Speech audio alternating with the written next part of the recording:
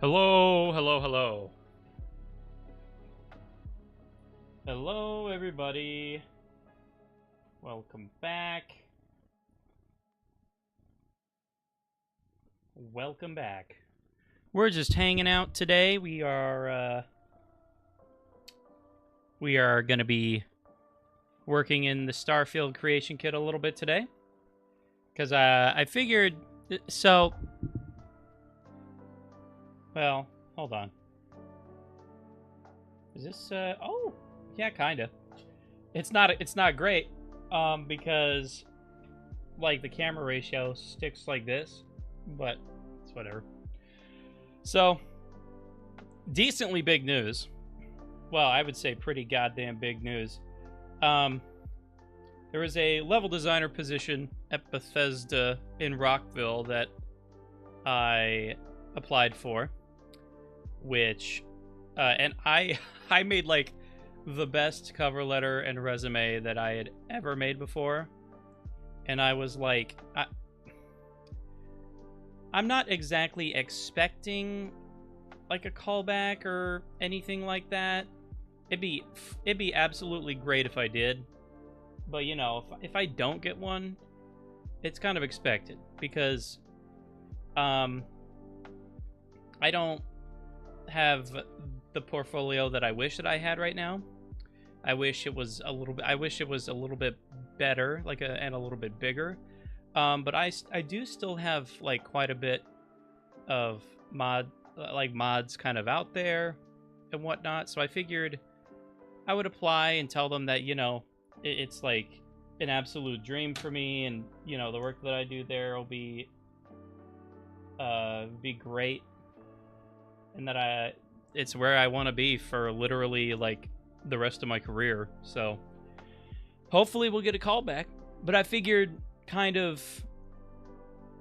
kind of dip our toes into the Starfield creation kit, considering that's like the most up-to-date creation engine right now. So I'm just like, let's do it. But we're kind of getting back on track, and so we are eating currently. And as you know, while we eat, we would like to watch a video. And I have about 6.5 minutes left of the making of Oblivion that we can watch. And we'll watch it together. Just gotta do that. Oh, right now it's 7:10, and we were supposed to be starting the Microsoft event in 5 minutes, but that's not going to happen. So we're just hanging out, waiting to meet up with some folks, and we go get something to drink, and we'll watch them put our trailer up in front of thousands of people. I mean, I'm really looking forward to it. It's an awful lot of work to get to this point. I mean, we haven't seen it on a freaking movie screen, so we have no idea how it's going to look. Well, we know it looks really good on a 61-inch TV, but on a movie screen. But if it looks as good as we know it can, and if it's and if the response is really awesome, I mean, I think it probably may be the greatest professional moment of my life. So how about this? How about a brand new, full-featured, next-generation role-playing game in the launch window? Morrowind was one of the best-selling role-playing games ever on the Xbox. The sequel to this incredible game is called Elder Scrolls IV: Oblivion. It promises to feature one of the largest open-ended worlds ever created for a video game. It also includes thousands of characters that are governed by groundbreaking AI. These characters eat, sleep, and complete tasks all around the clock. And they make their own choices based on what's going on in the world around them.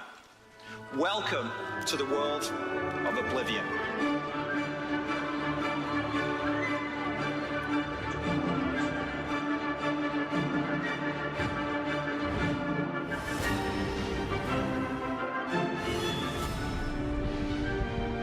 Hi, I'm Todd Howard of Bethesda Softworks, and welcome to our presentation of the Elder Scrolls IV: Oblivion.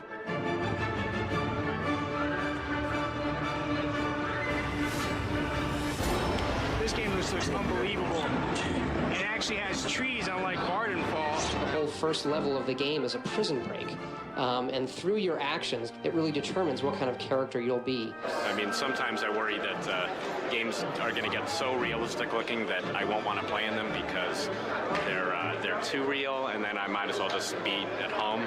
Only this was a pretty good case for hyper realism because the forest was gorgeous. Unbelievable. It's easily the most impressive game that we've seen at E3. Yeah, It's like with the radiant AI thing. Yeah. That's always one of my big issues with RPGs is the NPC characters are kind of boring. Like they're just there and you talk to them and they're kind of just like this clunky way of getting information. But it's so much more entertaining to watch like somebody flame their dog.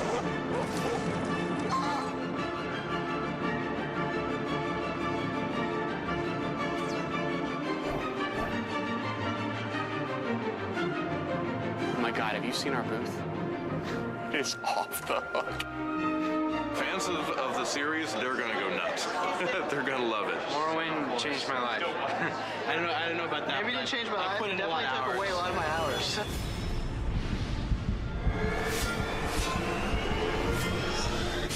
We look back at what people really liked about role-playing in the first place. The setting, the action, the heroism.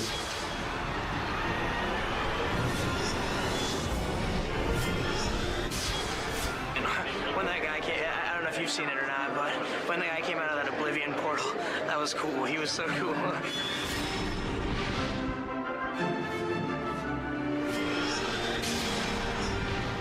They do have a very unique sort of little setup there, doing titles that take a long time, that have a distinct story, and they've really resonated with fans over the years. I totally love the storyline as it is, and like the way it develops is like just so good. And as you know, if it's an Elder Scrolls game, people are going to go buy it just because.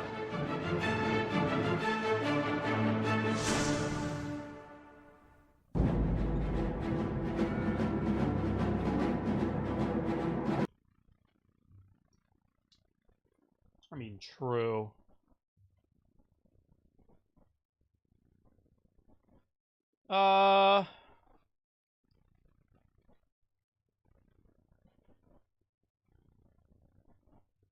Fuck it.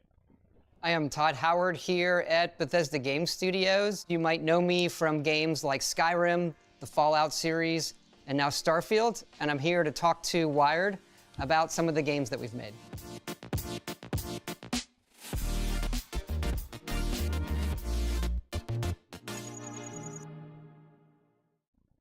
What people don't know about this game, it's one of the first full 3D shooters where you look at controls today with mouse-look controls and using WSAD. This is the first PC game to ever do it. I had just started at Bethesda. This is in the mid-90s. Team sizes were small. We're talking like 10 people, 12 people, tops. Everybody had to do a lot of different things. So I did a bit of programming. I was producing. I did level design. I became the sound effects guy. What's fun with this is the old manual that came with the game. And there's a sketch in the back. There's a lot of cool artwork here. And one of our concept artists did a sketch of the core team here, positioned as if we were the resistance in the Terminator world. And there's me in the back, and I remember David Plunkett here, the artist who drew it, just said, "Todd, I gave you the biggest gun." Whenever you're on a team, even if it's 4 people or 400 people, learning how to use everybody's skills and work together is, what gets you the best game. So, a couple of these games, starting with Terminator, is the beginnings for me at Bethesda, and there's a couple of different phases and chapters in terms of the games we made, the platforms that we're on, and how everybody worked together.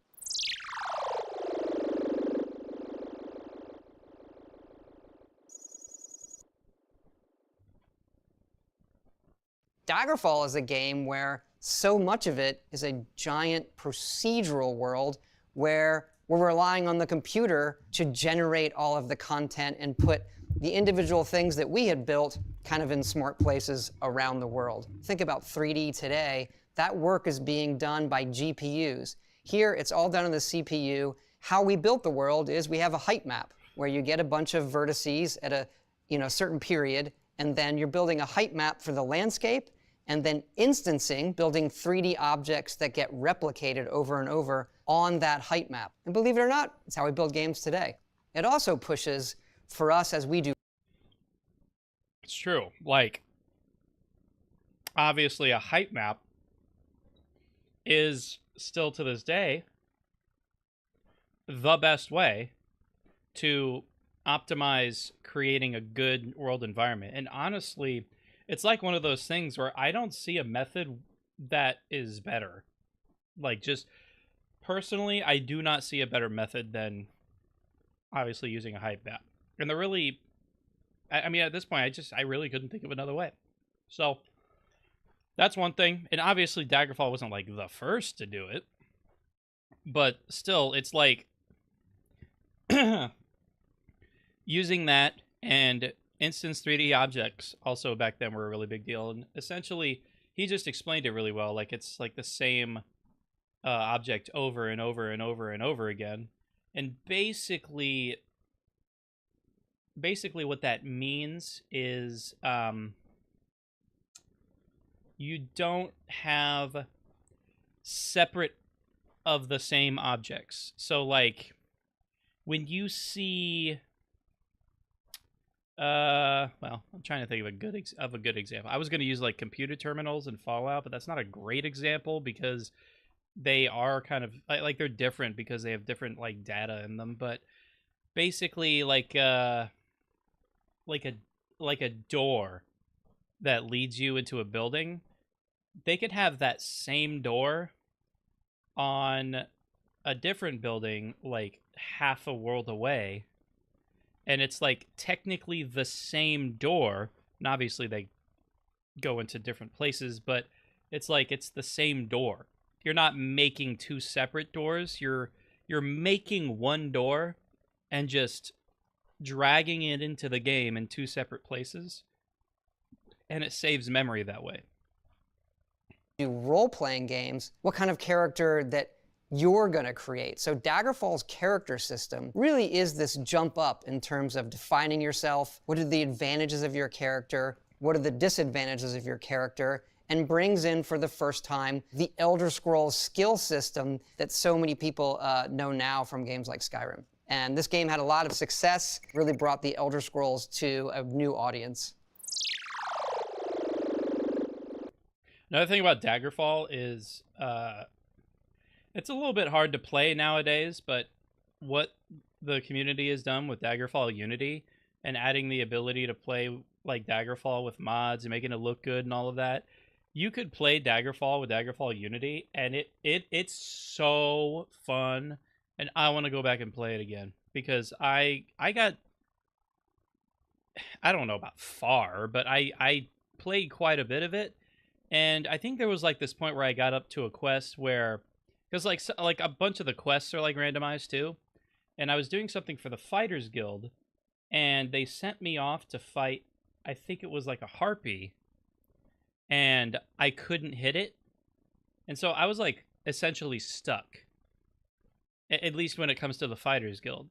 Now there's obviously probably other stuff I could do, but I kind of got stuck, and I kind of moved on to other things, but I want to go back to it.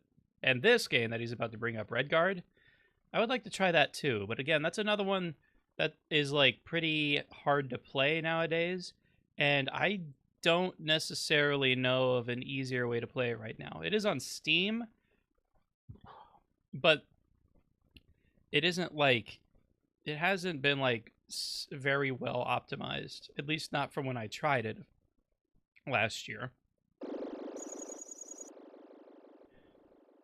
Redguard is the first game that I was the main project leader on. Didn't do that well. It's the last kind of DOS-based PC game that we made. It might be one of the last DOS games. It's right when 3D acceleration starts coming out. Really didn't hit a technology window or a gameplay style. It's listed as an adventure game, but it's a true genre mashup. It has some adventure game elements. It has action game elements. It has some role-playing elements. I guess you could say at that time, we started making a lot of games instead of focusing, and none of them turned out really, really great. And the company was in a really difficult position financially, and I did feel responsible, and I kind of stepped back from it and said, it's a really good game. Where did it not resonate? What's the takeaway? And it was just too conservative. We made a very, very small game. I think it's well crafted, but we weren't as ambitious as we could have been, and not what our audience we'd had at the time from Daggerfall and Arena really wanted from us when it came to the Elder Scrolls. The company's struggling. We probably have one more shot if we're going to stay in business. So let's. Okay. I don't really know why. I'm actually going to look this up.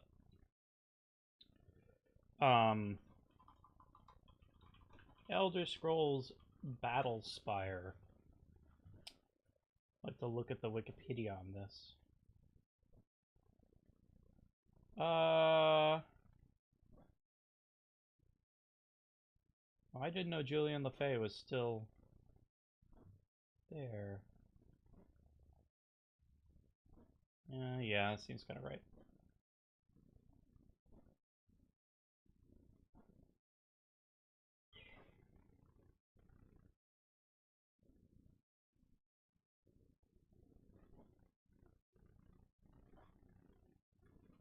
See if I can find out over here. I'm trying to find out folks who designed Battlespire.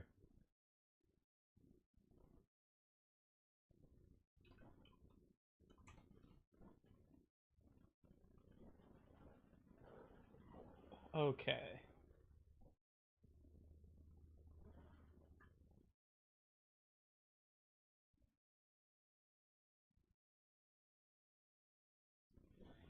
So Todd Howard didn't actually do anything with Battlespire. Julian LeFay was lead programmer. Julian LeFay again, programming, obviously. C.S. Weaver, executive producer. Man. Oh, level design, Richard Guy, Gary Noonan. I don't necessarily see, let's see, Virginia. Oh, that one's Julian LeFay. That's a small picture. But anyways, it kind of seems like Battlespire was helmed. I could be wrong about this, because there isn't a credit for someone who is, like, the lead of the project, but there's really only one person with a title of lead on this project, and that's Julian LeFay with the lead programmer. So I'm assuming Battlespire was kind of helmed by Julian LeFay. But Todd Howard, it looks like Todd Howard just has a credit for special thanks. So I'm not sure what Todd Howard's role was in it, but it doesn't appear to be from a developmental perspective. So I guess that's why he didn't mention it. Because he actively developed Future Shock, actively developed Daggerfall, and he was the leader of developing Redguard. And so, I guess actually, there's one more thing I want to see. Elder Scrolls Battlespire release date. Excuse me. December 2nd, 1997. October 31st, 1998.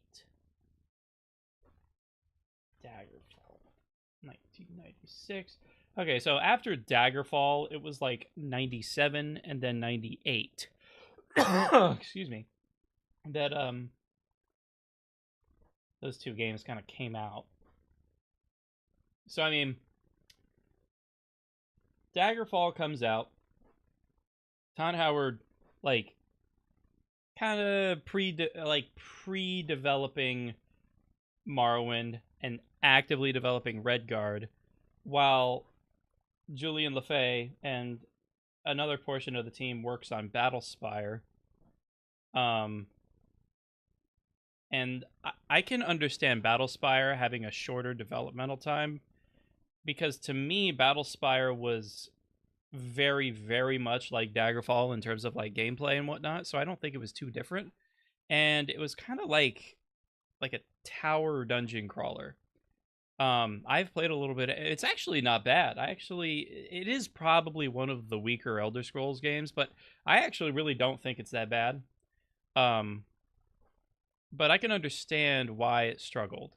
So, yeah, I mean, It's whatever. And I actually really do get the idea of Redguard, and I feel like if Redguard came out like maybe a year or two later, and Todd Howard's right, if they did it for like PlayStation or PlayStation 2, well, I don't know. When did the PS2 come out? It came out in 2000 or something. Yeah, 2000. Todd Howard said it should have came out on the PS2, but the PS2 didn't come out for like another year and a half. Honestly, from what I've seen of Redguard, I really think Redguard could have released on PlayStation 1 and been an actually pretty decent hit. I think it could have been pretty good, especially as an action-adventure title. Because obviously you have like Tomb Raider, Prince of Persia, all like those two are like in different genres. And Redguard was really kind of its own world, and really would have kind of like pushed it a bit further, and it would have been better as a console game. So I totally get that. Let's go all in. And Morrowind, the greatest game of all time. I have it on my shelf back there. It's the Game of the Year edition, which I mean is just the best version. And right there in front of me, I won't take it down and show you, but it's the Game of the Year edition map that came with the Game of the Year edition, and it's my favorite map. I love it. It's great. Greatest game of all time. The company was kind of sold to ZeniMax Media, a new company, and reformed around that. The decision came down, we're going to have one team. It's going to be under Todd, and we're going to do more. We aimed very high. We were very, very ambitious to bring back the Elder Scrolls with a core team that we had, but taking the learnings from a game like Redguard, where we are hand building a world, but now we're doing it on a larger scale compared to the games people know today. It's actually still very, very small, but it's very, very detailed. And the other big thing that comes with Morrowind, we finally took it to console. So if we go back to the year 2000, Microsoft is thinking about creating the Xbox. And technically, it was great for us, right? It's a very PC-styled console, has a hard drive, so many things that we would be looking for in a console. And the big question was, how do we, translate the controls and all of those things? Fortunately, we are all here today because this game was a huge success. I was stunned. Obviously, it did well on the PC, but on Xbox at the time, it became the second best-selling game behind Halo. Obviously, Oblivion. Another amazing title. And I think I think personally, and these are all really close to each other, but Morrowind takes the top spot for me, and I think Oblivion is behind it. I think I like Oblivion better than Skyrim. And that's not even a dig at Skyrim, because I love Skyrim too. Skyrim is like the best in terms of how it plays, in terms of like combat. Oh my gosh. Excuse me, man. Soda's really getting to me. But Skyrim, it absolutely feels the best in terms of like combat gameplay. But Oblivion just like has this beautiful charm to it that Todd Howard has said was like too generic in terms of fantasy. But personally, I really like that. I think it made me feel like I was in a genuine like fantasy world with strong armor, and not only strong but good looking armor. And it was just, I love Oblivion. Oblivion's great. Out with a quick sequel to Morrowind. Why don't we take 4 years and really go ambitious again for the next console with hardware that doesn't exist. Team size now is getting up to around 60, 70 people. And this is a game where the core group from Morrowind was still here. We could build on that and be ambitious. We changed the technology hugely again, getting into pixel shaders, we're having to guess on hardware. So whenever you're doing technology in your own side of massive amounts of content and art and design, and then you have a moving hardware target, it's the most difficult game development or any type of exercise that you could do as it comes to tech. There was a moment we were making the game with Xbox where that console didn't have as much memory as we wanted, and when they finally called us and told us that they were doubling the memory on the console they were shipping, we threw a party here, and I have never seen programmers look so happy in my entire life. This was a game that, for many reasons, it vaulted us to an audience we had never expected to see on the PC and the Xbox. It comes out later on PlayStation, and it really starts this other era of games for us, the 360 era. Yeah, the 360 era, they released 3 games on the 360. We were asked, what else does the team want to do? What do you want to do, Todd? It'd be good to have more than one franchise or one game every 4 to 5 years. At the top of our list was Fallout.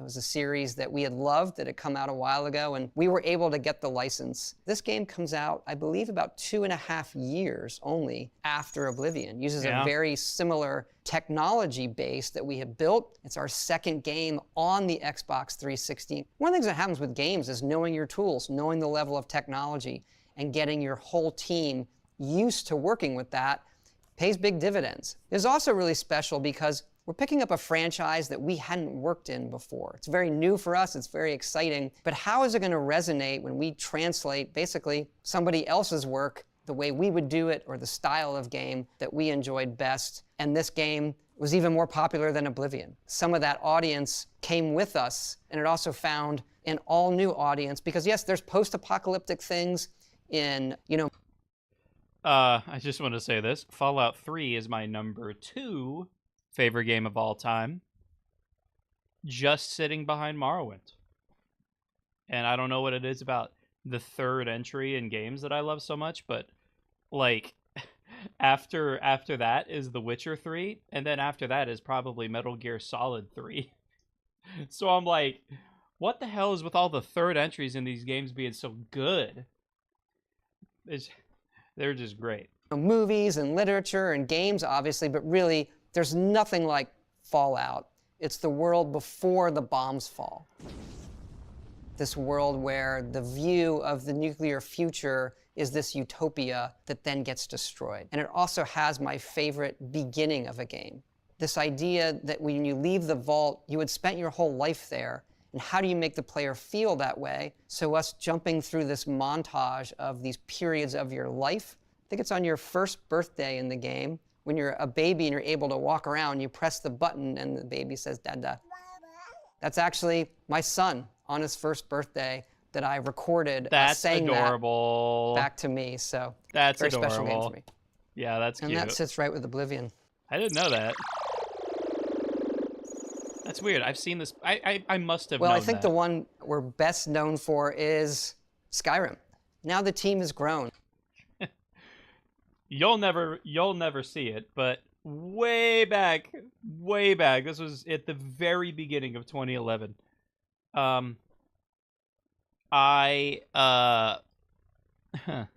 very beginning of 2011 was when I saw the trailer, like the teaser trailer for Skyrim, and I was like, oh my gosh, this is awesome.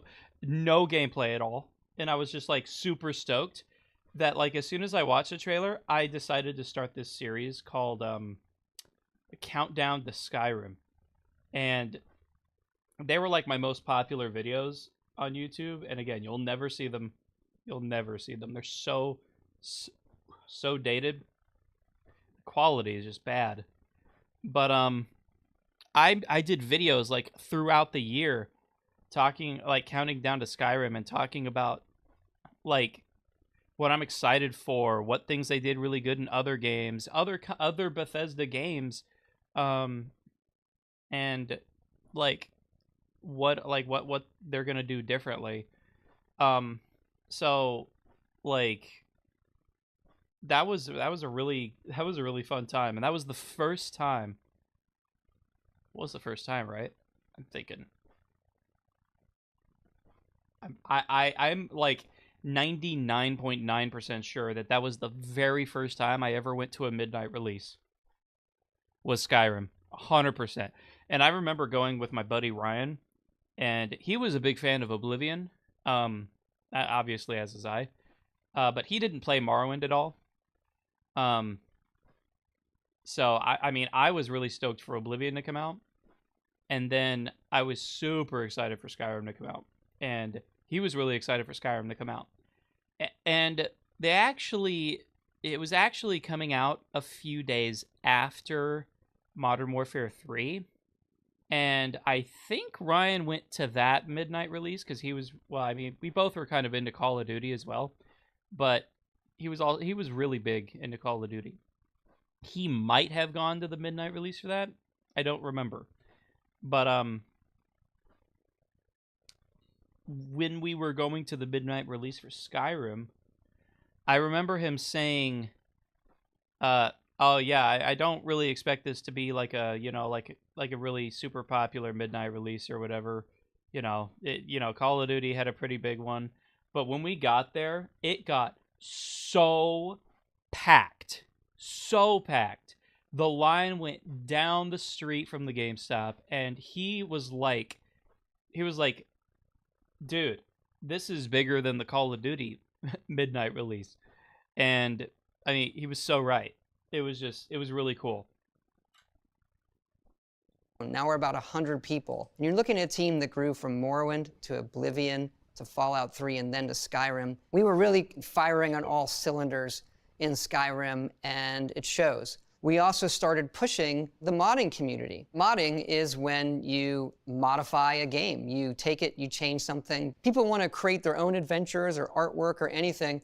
Our games allow it. We're huge fans of it. It's kind of how I started back on the Apple II, changing other games. It's still a complicated role-playing game, but the number of people who had never played a game like ours, or some people not even any video game, they came to Skyrim. Yeah. That was a really big time for video games, because I would say it really was kind of around that time where, even though obviously video games were insanely popular at the time, I feel like it was actually starting to creep into the lives of everybody. Because I would say, like, Oblivion, when Morrowind came out, not a lot of people had heard of Morrowind because it's in a time where a lot of people just don't care about video games, and they're not mainstream, they're not that popular, because a lot of people just see it as like a kid's thing. Just like, it's a game and games are for kids. And then you move on to Oblivion. That kind of, after Morrowind is a big hit, everybody who's played Morrowind is playing Oblivion. And obviously with the 360, 360 was a really big console, especially around when like Modern Warfare and World at War came out. That's when people were getting the 360, and it's because I would say it really is because of the Call of Duty games that people got Xbox 360s, because they had the best online features, like with party chat and all of that stuff. That people were playing that, and that led them to play other 360 games. Like, that's how my buddy Ryan played Oblivion. That's how he started playing Fallout 3. He's a big fan of Fallout as well. So, like, that's kind of where people started getting introduced to, like, these role-playing games that were just so expansive and really pretty universal in how to play. And going into Fallout 3, more people like hopped on because people trusted Bethesda because of Oblivion to do something with Fallout 3. And they just, it essentially is just like a post-apocalyptic Oblivion. Like, the story, even though stories aren't remotely close to being similar, they still had like a good story behind it. Like the way the way the game played and was set up was just so similar to Oblivion that it's like, oh yeah, of course the same company made this, and it's so good. So going on to Skyrim, so many people are talking about not even just Oblivion and Fallout 3, but just the Xbox 360 era in general. that people are, you're playing Modern Warfare 2, one of the most popular Call of Duty games ever, playing Black Ops. And then, obviously, with how popular Modern Warfare 2 was, with Modern Warfare 3 coming out in 2011, you have even more people. And then everybody who's been there playing Oblivion and Fallout 3, when they hear of Skyrim, they're telling everybody else who came on the Xbox 360 train, hey, get this game, play Skyrim, you won't regret it. And they didn't. And that's why it's so popular. That's why it has been so popular. Because I feel like for a lot of people, it's their nostalgia at this point. So that right there is kind of that 360 era for us with our role-playing games, where they find an audience that we never ever expected to find, a level of popularity, and us here learning how to make these games. The team's about 110 or so after Skyrim, and we set our sights on the next Fallout. This is one that I had, I was really looking forward to. And, this was one I actually wasn't sure that Bethesda Game Studios was going to make, because obviously Obsidian made New Vegas, and that was insanely popular as well. I love New Vegas. Even back then, though, I still thought Fallout 3 was just better, personally. And I can understand why people like New Vegas better. But I think it was because of New Vegas' popularity that I wasn't sure what Bethesda Game Studios' next project was going to be. And so when they did the whole release, or the trailer, the build-up to the trailer for Fallout 4, they did like a 24-hour countdown across like all their pages. And I was like, oh my god, this is going to be the new Fallout game. And then the trailer comes on, and then the Bethesda Game Studios logo pops up, and I'm like, fuck yeah, man! And then I go all in. It's the first collector's edition for a game that I get. It's still sitting up there. The Pip-Boy.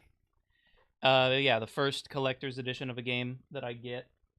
And I really don't care what people say. Fallout 4 is a good game. Yeah, I understand why people think the story of it is kind of not as good as previous games. Listen, that criticism is totally valid. I totally get it. That's not why I found Fallout 4 fun, though. I thought camps were fun. I love the environment of like Boston and the surrounding area. It's good looking, and the characters. I'd say the characters, like Preston Garvey's kind of annoying, but there are like other really good characters like Piper and Nick Valentine. Those are really good characters. And like the power armor feels really fun, and the gun combat feels better than in Fallout 3. It's just a big improvement. Except maybe story-wise from Fallout 3. So I love Fallout 4. Skyrim is the first creation engine game where we had redone a lot of the technology that then feeds into Fallout 4. New scripting system, how we're handling all of the NPCs and the AI, the era of Xbox One, right? Where the technology level jumps up again, and we had a very, very dynamic world with this game. If you look back in Morrowind, we have NPCs that feel believable for that era, but they're pretty much standing around. They're signposts. As we go into Oblivion, we push that. The NPCs could wander around. They had day-night schedules. They went to bed. You could poison them by stealing all the food and then just putting poison apples around. They would decide to eat that. Fallout 4, it does feel like a good action game in your hands, but it has those RPG systems. Everything can be used for crafting or used in some respect. So everything you pick up has these base components. Build your own settlements. That was one of the best parts of Fallout. I think that aspect of having junk have purpose in terms of rebuilding stuff is exactly how it would be in a post-apocalyptic world. You're not making new you're not making new panes of glass or anything. You have to reuse old ones. With an alarm clock, you get glass, and I don't know. I forget what else is in an alarm clock, but like a screw maybe because of the clock hands. Like you get multiple things because you're breaking down these components that's just junk. Like they have no other use, so you break them down for their components. And that's a wonderful thing that Fallout does. Implementing that for things like crafting weapons and armor and even the camp stuff, like the settlement stuff. I thought that was such a great idea. And the settlement building, like Mike Delaney, like I don't care what people say. Settlement was a great addition. It really was. Um, and really just brings in a lot of the purpose from a bunch of the junk items. So I mean, I really like that. It's like it makes sense in that world. And I feel like in Starfield you don't have that anymore. And I feel like that's a little bit unfortunate. And I understand why they don't have it anymore, but that just means junk is junk. Essentially, junk is junk. It was really hard to go from Fallout, like Fallout 4 and Fallout 76, where junk has purpose, to Starfield, where you're kind of jumping back to like even Fallout 3 or Skyrim or whatever, where junk was junk. It had no purpose. And it was a little bit jarring. And I think Starfield has more junk that is actual junk than games like Fallout 3 or Skyrim, just personally. So it was weird to see Starfield do that. I mean, I get it, but it was modify your guns, modify your power armor. Minute to minute, I think Fallout 4 is a huge success for us for just how a game feels in your hands. So we have Fallout 4, and then really an offshoot of Fallout 4 that is multiplayer. That was rough. That was a rough game. Every game we do, everyone asks us to do multiplayer. We usually decide, obviously, not to. With Fallout 4, we had gotten inspired by these online survival games a lot of us were playing. We said, well, if we ever did multiplayer for Fallout, that's how we would do it. You know, borrows a lot of systems from Fallout 4. It's the first game, really, where we do that, where you can see things from the previous game almost directly in it. You know, it's a brand new type of game, and I think as people know, we struggled. And despite its... Oh, wait. Is this an out-of-season April Fool's joke? A wasted wasteland, a pointless walk in the post-apocalypse. A beautifully crafted but ultimately repetitive one. That's funny. Issues, we had a lot of successes. We built our own online platform from scratch. Sold really well. That's true. I love pausing and just going over this stuff. I'm sorry if that's annoying. We'll get to the creation kit stuff here in a minute, but one thing like that is actually really impressive and probably understandable why it had so many issues is that in order to make it feel like a multiplayer Fallout 4, they couldn't really just implement it into some known online engine, I suppose, like an engine that had online capability. Because obviously they never had done that before, and so Creation Engine didn't really have that capability. So what they did is they had the studio in Austin. I believe it's the one in Austin. That was that used to be Battlecry Studios. It's just it's obviously just Bethesda now, but still. The story behind that is that they had developers who had previously worked on games like Star Wars: The Old Republic, and some other online MMO type games. And basically what they did is they tried to implement the Quake netcode into the Creation Engine, and while it obviously extremely struggled, they ended up getting it to work. And so, like, that was obviously...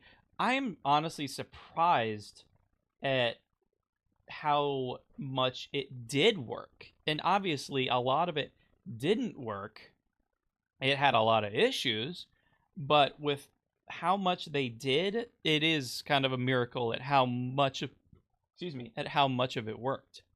Well, we had a core audience playing the game despite its problems who were telling us, we love this. And I actually love Please playing fix it. We join with our currently. community and having that communication about what would make the game better, how do we go about it, and us here learning how to get in a cadence and continue to update a game, put our heads down, do the hard work. And today, 5 years later, it is one of our most played games. Now a very big success for us, both in terms of what it's doing for players, but also it made us much, much better developers going through a difficult process. And now we have Starfield. This is an all-new experience. The most ambitious game that we've made, and the scale of it dwarfs everything that we had done so far. For a long time, we wanted to do a space game, something that I've wanted to do for a long time, and something new outside of Fallout and Elder Scrolls, an IP that hasn't existed. So we did our first new IP in almost 30 years. We started development right after Fallout 4. We knew we were going to redo the bulk of our technology. It borrows so much of what we've done in previous games, from the procedural generation in games like Daggerfall. We redid the base engine. That's the whole game loop. When people talk engine, they're talking about what is the inner core loop of the game and how all parts talk, not just the renderer. Most people see engine, they think graphics renderer. That's just one part. So we redid the graphics renderer. We had a whole bunch of new AI, new animation system. We have a different system just for crowds, new system for visual effects. And so much of it was new. This project obviously took us a while, and a number of things also happened during this time. We're jumping up in hardware into the Series X and S on Xbox. The pandemic happens. Yeah. Obviously affected everybody in the world. And we became fully part of Xbox as part of them now with this game. You know, each of them on their own create a challenge. All of those things together made this one a challenge, but one that was really, really thrilling for all of us here. And if you see the original pitch of Starfield, go back 10 years ago, the tone, the way the game feels really, really sticks to it. Look what I made here. Okay. Yeah, you know, Starfield, I feel like really struggles a lot because of what people expect. Like people expected, even I expected, Elder Scrolls 6 to be out by now.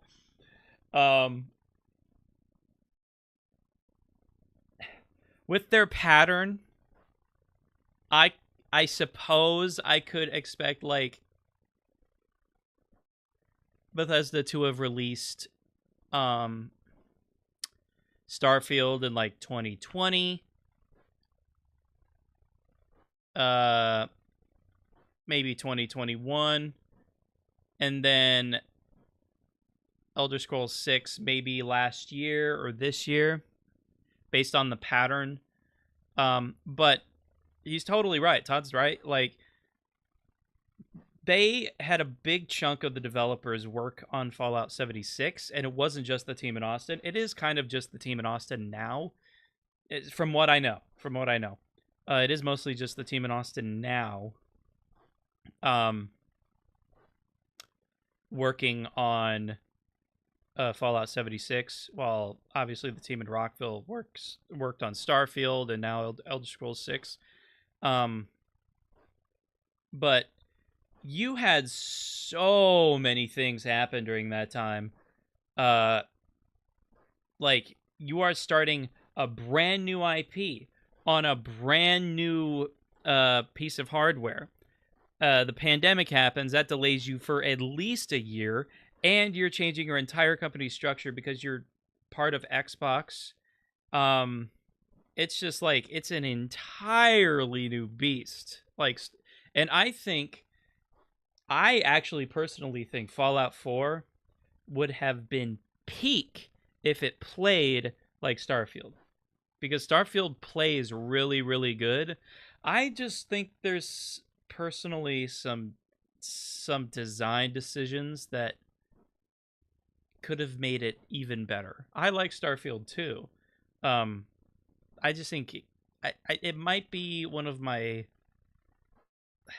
it might be one of my lesser favorite Bethesda games.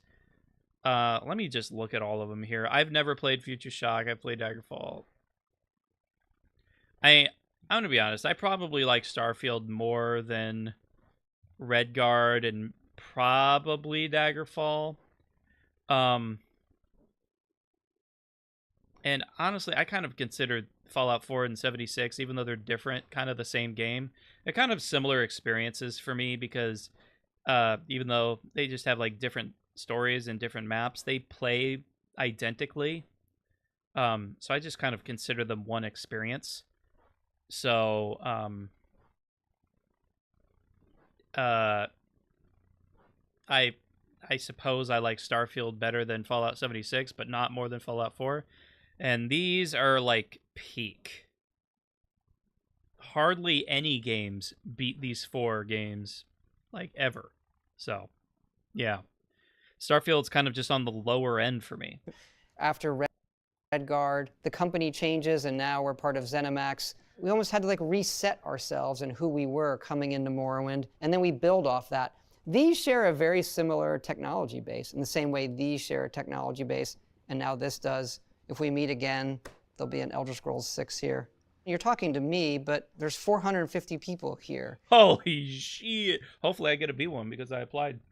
Should I call them? Can't call them right now, but...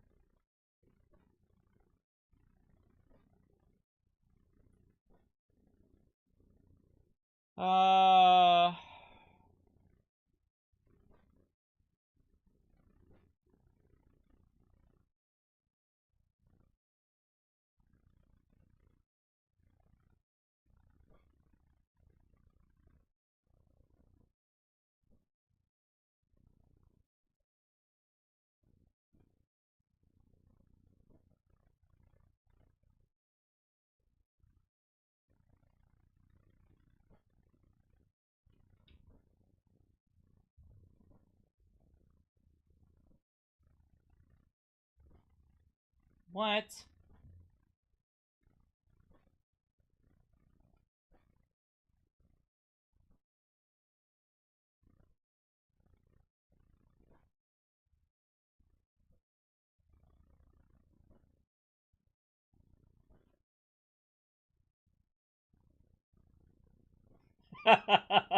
Okay, so just...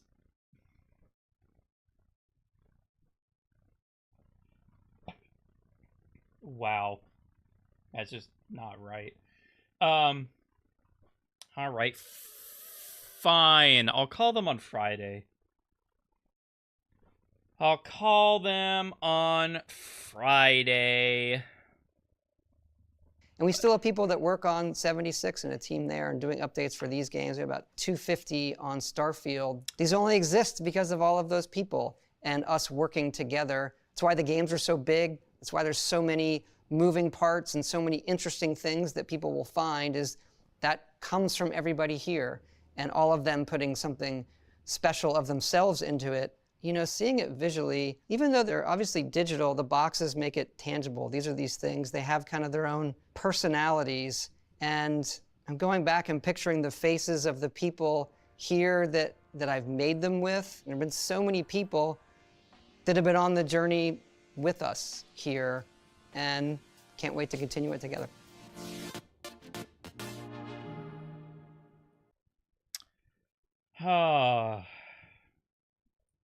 Gosh, I don't want to wait, but I really should wait. I should wait. I should wait, and I'll call them on Friday. I sent the application on Saturday. But, I mean, I can't call them on a Saturday. They're not open. And I don't want to wait until that next Monday. I think I'll call them on Friday. And, you know, if they're still, like, going through candidates or haven't gotten to mine yet or whatever, if I kind of just get an answer of, like, yeah, we haven't come across yours yet, but we'll keep an eye out for it. Or, you know, if they ask me what my application is, and that they'll view it that time. And then I will probably would follow up again in another week if I hadn't heard back. And if they tell me the position's been filled, then that's perfectly fine, because that's kind of what I expect. Over the Christmas holidays, I spent an obscene amount of time. Hold on. Well, this game is actually Crusader Kings 3, but Elder Kings 2 is a complete overhaul mod with so much detail that it may as well be considered its own game. The creative expansions of the lore are amazing, the attention to detail is fantastic, and there are so many sensational choices when it comes to building your character, who, let me remind you, will be the founder of your dynasty. You can be the classic suite of Elder Scrolls playable races, but you can also be a Goblin, Marima, Falmer. Over the Christmas holidays, I spent an obscene amount of time absorbed by a brand new Elder Scrolls experience. This is the Elder Kings 2. Well, this game is actually Crusader Kings 3, but Elder Kings 2 is a complete overhaul mod with so much detail, not only in what you do, but what other powers do. In one playthrough, I saw House Telvanni conquer Solitude and half of Western Skyrim, which in turn converted half of the local Nords to the faith of the Tribunal Temple. Some crazy stuff can That's happen. kind of fun. I would play something like that, because I like games like Civilization, which, Civilization 7 comes out next month. Be playing that. But I like games like that. And I've never played Crusader Kings. Where is it? Let's see. Crusader Kings. Well, it's only $15. Well, it's even on sale right now. It's usually $50. I'd be willing to give that game a try. Very positive reviews. I don't think any of my friends own it, though. Well, it's got 10 out of 10 from IG. No way.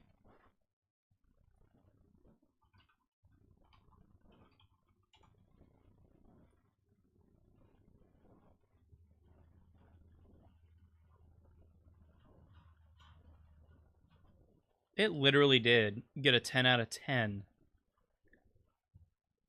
When was this? 2022? Oh, wait, 2020. It's updated. Oh, it was updated with Royal Edition. Or I think, maybe. Maybe not.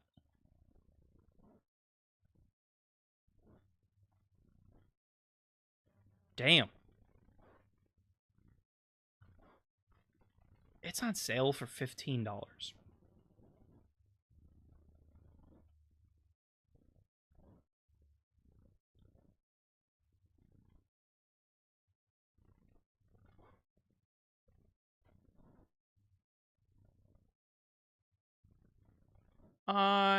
You know what? I'm going to get it.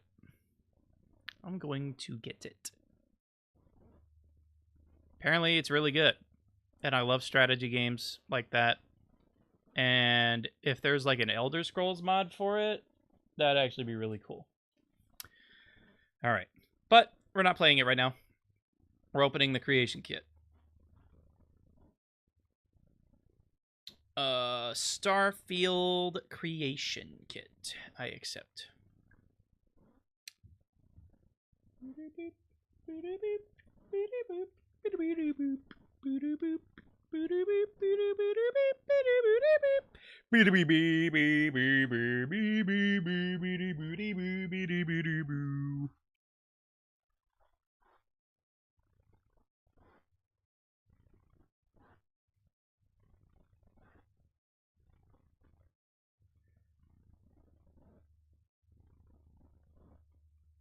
Oh, Von Miller.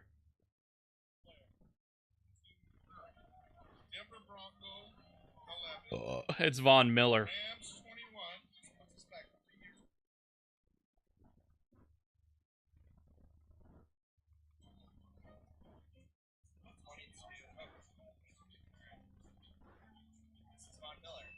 Thank you.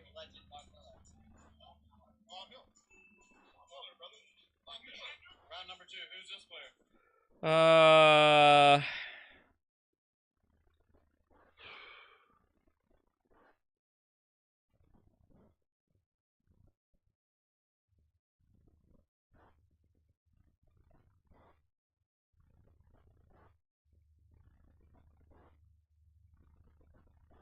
I actually don't know.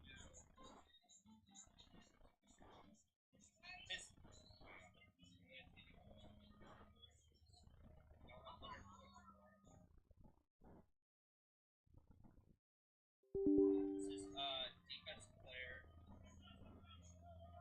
Stop. Taylor Rapp. I don't even know who that is. On the food docket today, Jeremy. See how many licks it takes to get to the center of this gummy worm. And let me tell you, he's got quite the task ahead for him. He's going straight in. Oh, he's taking the other end. No, go double barrel it. Go! Boy, this creation kit kind of takes a minute. Oh my god.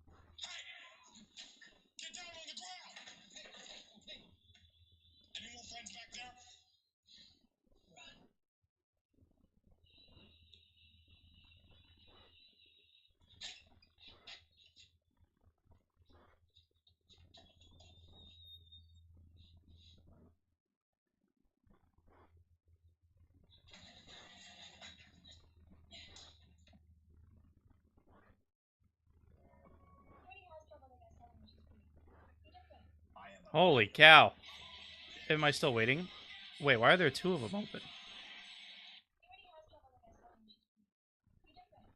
Okay, yeah, hold on. Let me just close it. Oh, you see, as soon as I close that, it opens. I am afraid of women. Did you know if you send this video to your friend? Okay.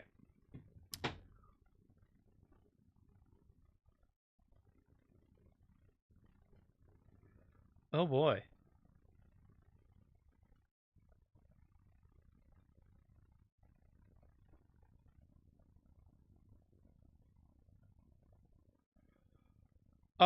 Okay. Oh, hey, that's kind of nice. That's... What just happened?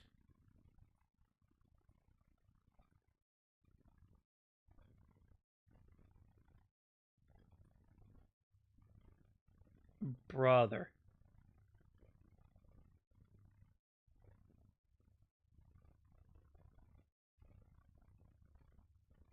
Yeah, there. Where's the render window? There's the render window. I don't understand. Well, what? Yes, that's the render window.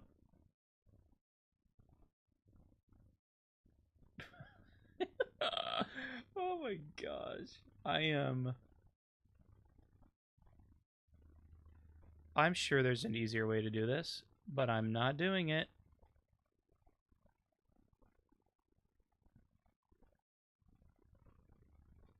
No. Yes, that's what I wanted before, but it didn't do that. And it's doing weird things.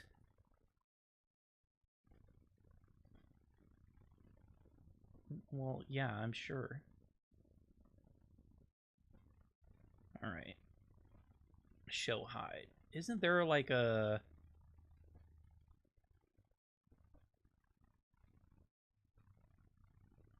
Yeah, like show high doesn't need to be there. I don't really need that. This would be great for like down here.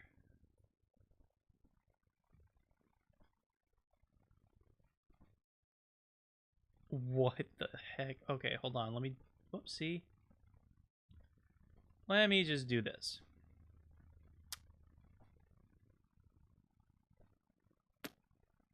I do have shattered space, but this mod doesn't require it.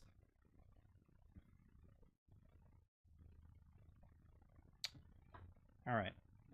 Well, let's see if we can figure anything out. Did you know this is absolutely changed the... Hey everyone, I'm Channel 2 Action News meteorologist Brian Monahan with an update on what to expect from a winter storm that's going to be historic across the Gulf Coast, with accumulating significant snowfall amounts likely for places like Houston and Biloxi and New Orleans, places that don't usually see. I should just put on Bethesda stuff now.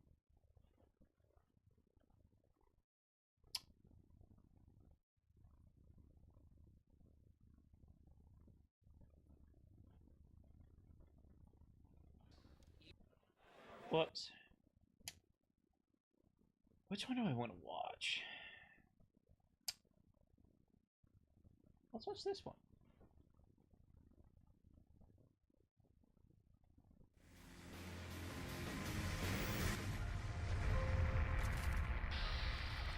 We wanted to have more than one thing in our pocket. That we didn't just want to do an Elder Scrolls, then an Elder Scrolls, and an Elder Scrolls. We knew we wanted to be in a similar vein in terms of we wanted open world, we wanted, you know, kind of role-playing elements and things like this. And we made a list of things that we might want to do. At the top of the list was Fallout. This is the making of Fallout Fallout 1 3. to me is like the pinnacle of the post-apocalyptic gameplay, and looking at the story and the characters in there were really inspiring. We felt in that world and the systems they have in Fallout 1, coupled with the way we put things together, we sort of became obsessed. Like, this is the game. We have to make this game.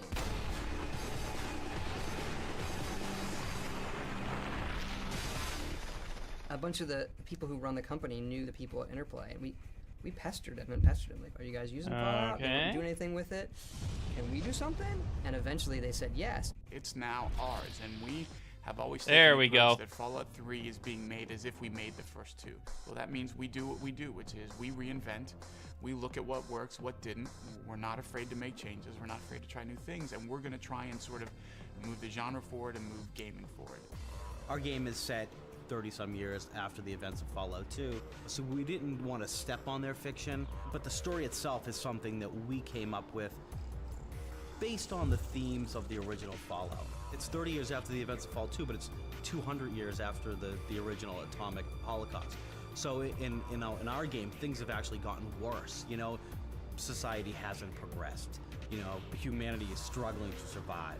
There's radiation sickness, and people don't have fresh, clean water, and like, people are pretty well screwed. You leave the safety of your vault into this world, you know, it's your big decision. Am I going to help these people, or am I going to, you know, do my own thing and serve my own selfish needs?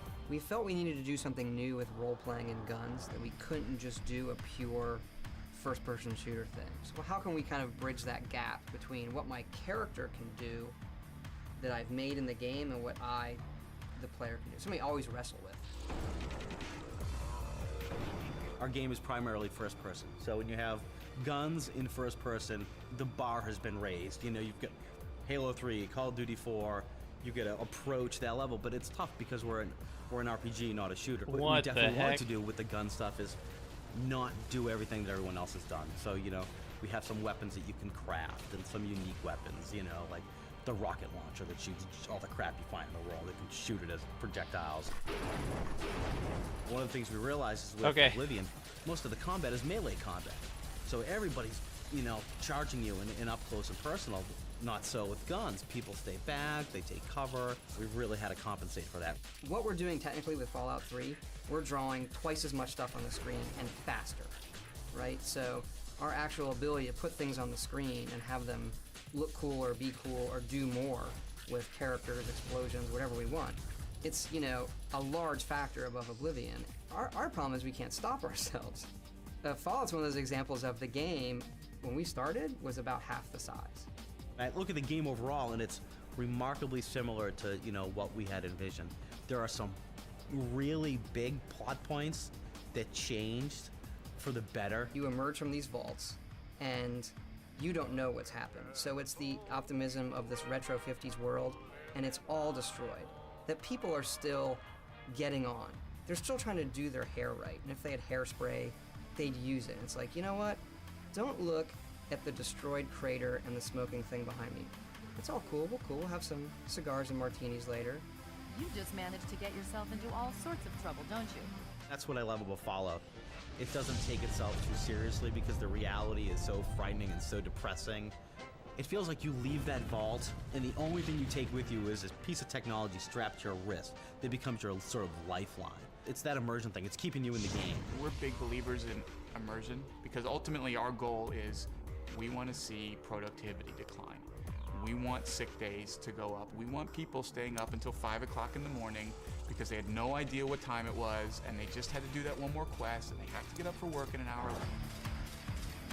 I think one of the things that we try to do really well are the worlds that are very, very realized. So for the moments you're in them, the amount of times you say, I wonder if I can, oh, I can. I wonder if I can, oh, I can. It gives you a level of attachment, you know, to the person you're playing in the game. Fallout is just such a unique, wonderful world to explore. I think it fits the kind of games we make perfectly. It's an open-ended environment, lots of characters, really interesting game systems.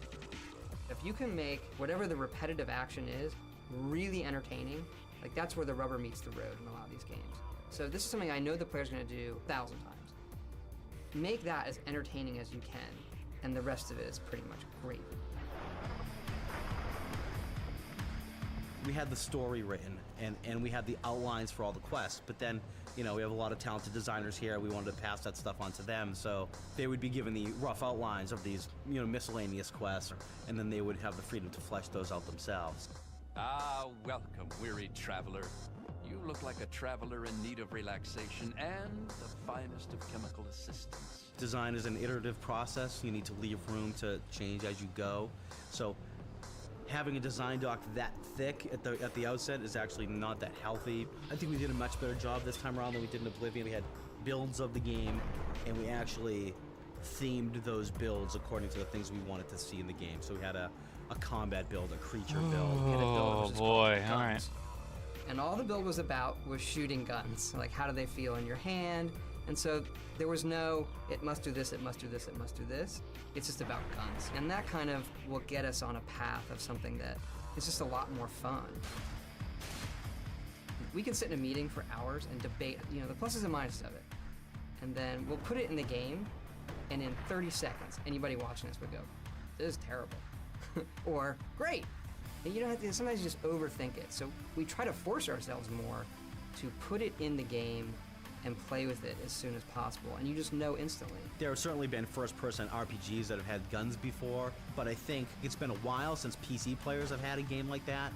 On the console side, I think people have been wanting something like that for a long time, you know? Give me a game that has the gunplay of Gears of War or Call of Duty with the depth of an open-world RPG. And I hope that eventually, someday, maybe many years from now, that we are just as well known for Fallout as the Elder Scrolls, because right now they are both our children. It is so different. It's this weird, like, Tomorrowland gone awry, and that in itself is gold for someone like me to come in and try to, you know, help create that world. So it's pure escapist entertainment. It's crazy, and you try not to get wrapped up on the seriousness of it. There are moments where you think about it and you wonder if you're being irresponsible. The good news is the people the game is for get it, but sometimes you talk to people. You know, I'm the worst person at a cocktail party. I mean, you go and they say, oh, what do you do? It's like, I make video games. What kind? The kind where you shoot people? Yeah, kind of. Are they really violent? Like, where's the set? In DC? Oh, that's cute. Yeah, it's all blown up. And then they just turn around. They don't want to talk to you anymore. Like, that guy's sick. It's the signature of a Bethesda game studio game is you're going to have a big open-ended world You're going to be able to walk anywhere you want. If you see something in the distance, you're going to be able to walk to it, and you're going to be able to open it up, and you're going to find lots of cool stuff there. We've gotten better with our animation stuff, is leagues above what it was in Oblivion. Our portrayal of characters as realistic people, I think, have gone above and beyond. It's a big world out there, honey, full of all sorts of people. What about you? What sort of person are you going to be? It's very, very interesting that there's a group of people who have hope for what's left of humanity. It's a very compelling story, and the young hero or heroine has to go through a series of tests, both ethical and moral as well as physical, and I think it's very, very good. Despite the destruction and despite like how depressing some of the scenes may be, they're a pure charm, and some of those are like violence done in ridiculous manner. And some of those are a line somebody says. Moriarty pisses in his still. Crazy bastard thinks it's hilarious. There are very few ideas that you can't put into a Fallout game. You know, something else that's more serious fantasy, you'd say, wrong flavor. But here, you know, you can have a robot that goes around asking for friends and cutting their heads off, or, you know, anything you want to do. Being private and publishing our own stuff lets us take risks that a lot of people can't. We're in a pretty fortunate position of having the time and the creative freedom to do games like this. We sort of feel like we like it a lot, and if we execute it well, it'll find an audience that an arrival marker, enough money to do the next game. You have a smaller group of people. They tend to cling to each other a little more tightly. We tend to believe in each other a little more. You know, sort of the idea that it's us against the world. No other help is coming. If we're going to get it done, it's going to be the folks here. And when I started in '99, it was a little group of folks. You know, the development team was 10, 12 guys. It was Todd and his small little band working away on Morrowind then. Even though we've grown and gotten a lot bigger, I don't think we've lost that feeling. I think that there are enough of us from those days, and just about everybody from that first team is still here. Someone was playing and did the Megaton quest, and it was priceless. He just hit the switch, and you see the mushroom cloud in the background. He just sort of sat back in his chair, and with this big smile on his face. And then he checked his Pip-Boy to check his karma. It said evil. I said, yep, that'll do it. That's a pretty big element in the game. When you do something evil, we've tried to make it very visually entertaining, and then the game tells you, you've lost karma, you're a bad person. That was a lot of the reason we wanted to make it. It was, oh, this is just so cool.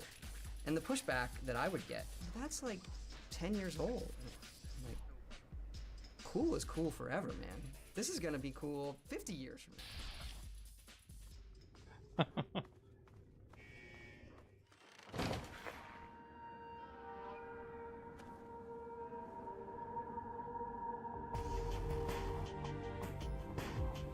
In terms of art design of Fallout 3, we had several goals. One of them was to be true to the original games and to sort of, you know, look at those as inspiration, but at the same time updated to Blu-ray standards as far as the technology goes, and also just kind of inject a lot more realism and detail that you expect in a primarily first-person game. But as far as the aesthetics go, it definitely was a challenge in terms of creating a huge, destroyed, devastated world that was still pretty, fun to explore, and felt like the DC area. I try to draw what I see in my head, and the part that I see the clearest I tend to draw first. So I try to make things very story driven, and that'll help me when I'm really, really stumped. I'll say, all right, what do I see in my head? And all right, if we got Wart Cleaver and he's kind of scared, but you know, he found some whiskey and a shotgun. All right, you know, things start to coagulate, and I think a lot of times these characters and situations are really, for me, they're found. And I feel like I'm documenting something that I found, and if it's unclear, it's because, well, I haven't quite found it yet. In terms of the art specifically, you know, we were kind of given a lot of liberty to sort of decide how we want to reinterpret the game, because there's really so much you can do.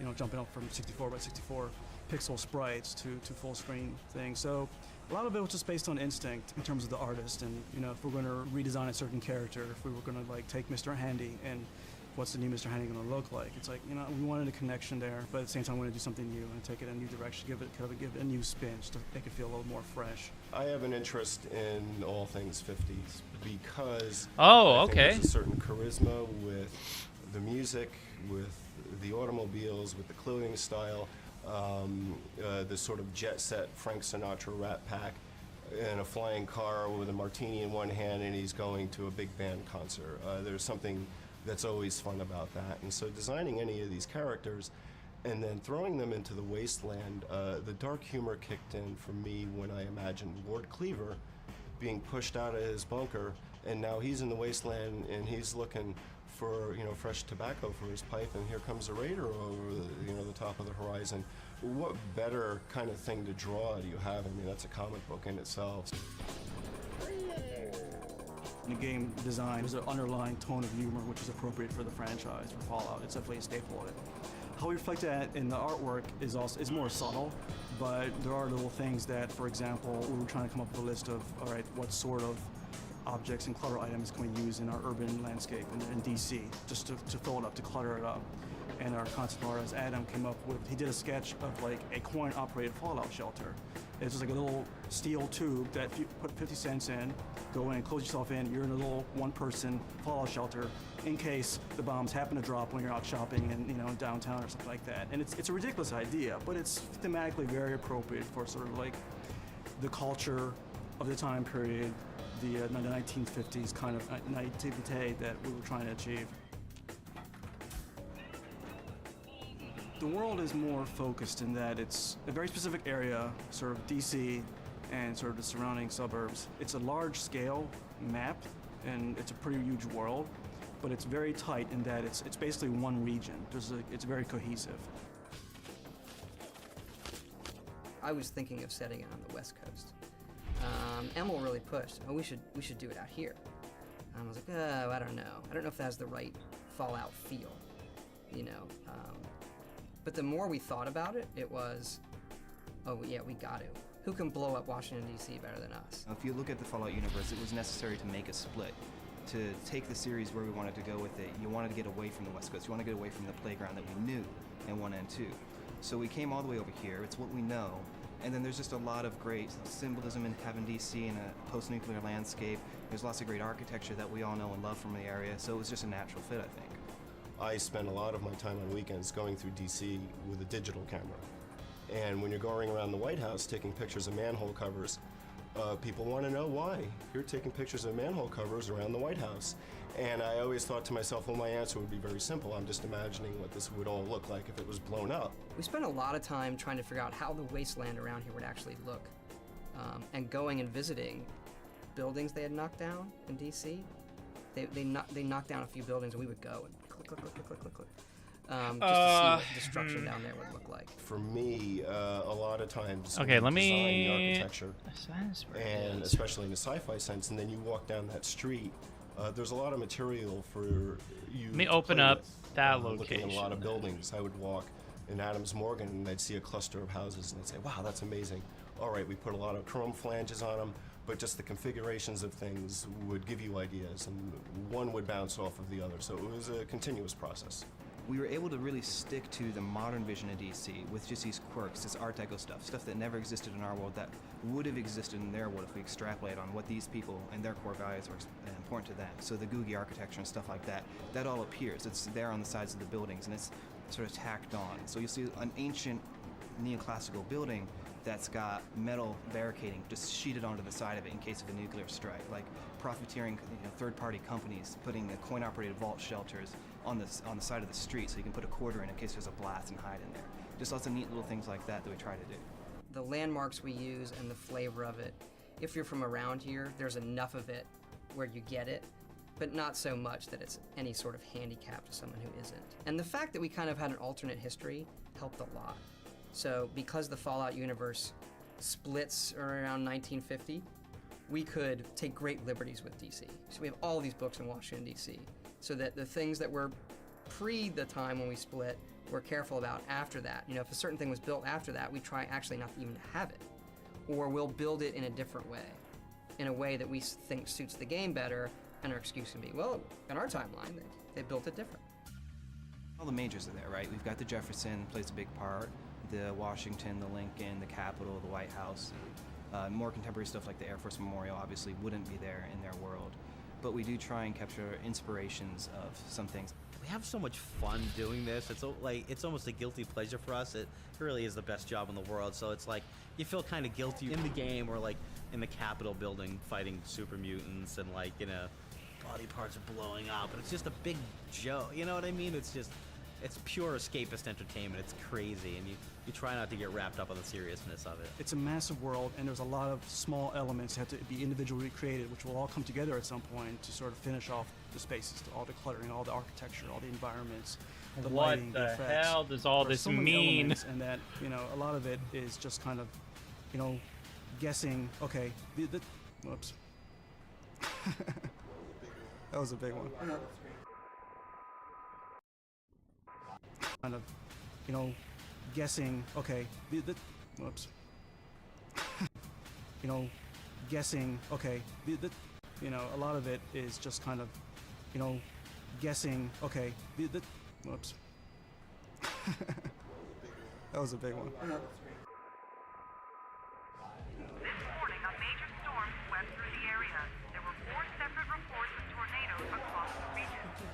Get back to down that thing.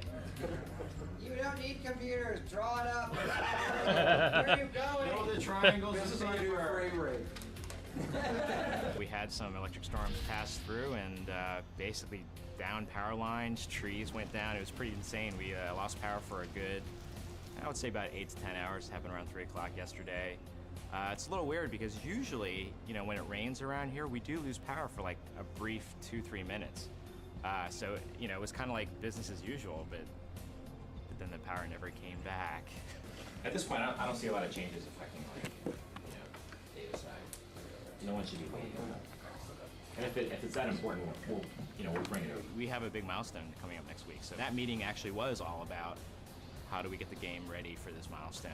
And, you know, there are people who will stay here as late as they need to and to get stuff done. We've had stuff like this happen before. We've All right, hold on. put builds on planes and flown people, you know, to save time. It's amazing the things that you'll do to get things done. When the power went out the other day, a bunch of us went over to the, like, let's get out of here, the power's out. So we went over to the supermarket, and the power was out there. But they had enough emergency power to run the cash registers. So they're feel free, you can buy whatever you want. But all of the aisles are dark. So I start walking the aisles, and I you know, do you have like a, you know, the Starbucks bottle thing? I need some coffee. So we start wandering the aisles, it's all pitch black, and I'm using my iPhone as like a flashlight. And I said to one of the guys, like, this is how the world ends, man. This is cool. Like, we're in the game. Like, what else should we get? And one guy's like, antibiotics. You know, like, get antibiotics before food. And we're like working it out in the aisle at Safeway. Just the other day. So yeah, sometimes it creeps into your head.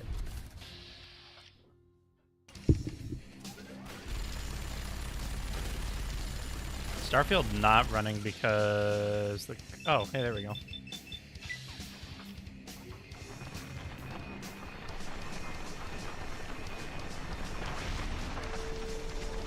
We felt we needed to do something new with role-playing and guns. The original inspiration was... oh, for imagine God's sake. Burnout crash mode with body parts. And we talked about it, and Emil came up with the name.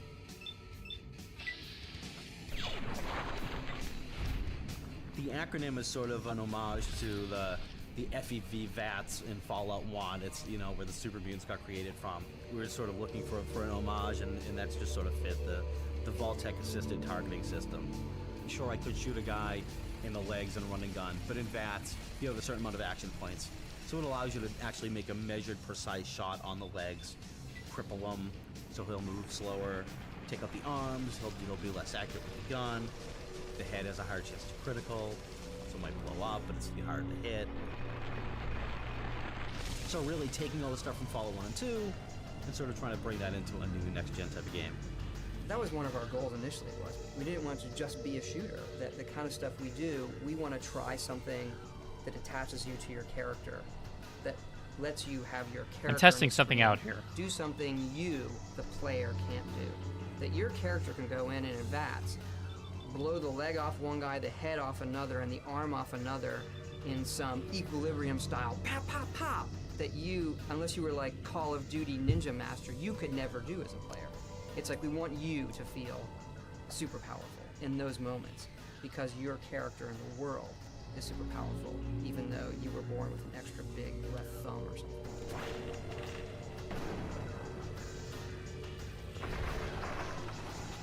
Okay. Todd's fond of saying that great games are played, not made, and that's certainly true because we knew what we wanted to do with it. We knew we wanted to have the ability to queue up shots at somebody on specific parts of their bodies and then play that back in a cinematic fashion. And that's what we knew that we wanted to do. We had talked originally about, let's not have it pause the screen. Let's have it, be a sort of slow motion thing. And I was like, how many times have you been playing like a first person game and be startled by something and just want to break and you just want to be able to stop and assess the situation tactically, and pausing the game and allowing you to target the body parts allows you to do that. So I'm really happy with the way that came out. We'll put something in with as many dials, tuning things as we can, and then we'd sit there and tune it week by week to, well, now it's more like this. And then people will say, well, how should I be using it? I don't know. Go use it, and then tell us what you think. And the one thing everybody loved were the playbacks, when we have done our best died to in fabulous ways, or it showed your character doing something really cool. So we had to separate VATS really into two entities. One was the gameplay part of it, the numbers. What is my character doing when he shoots your arm? What are the numbers? How fast do I get him back? And then there was the playback, which all went to art in terms of being a cinematic joy buzzer.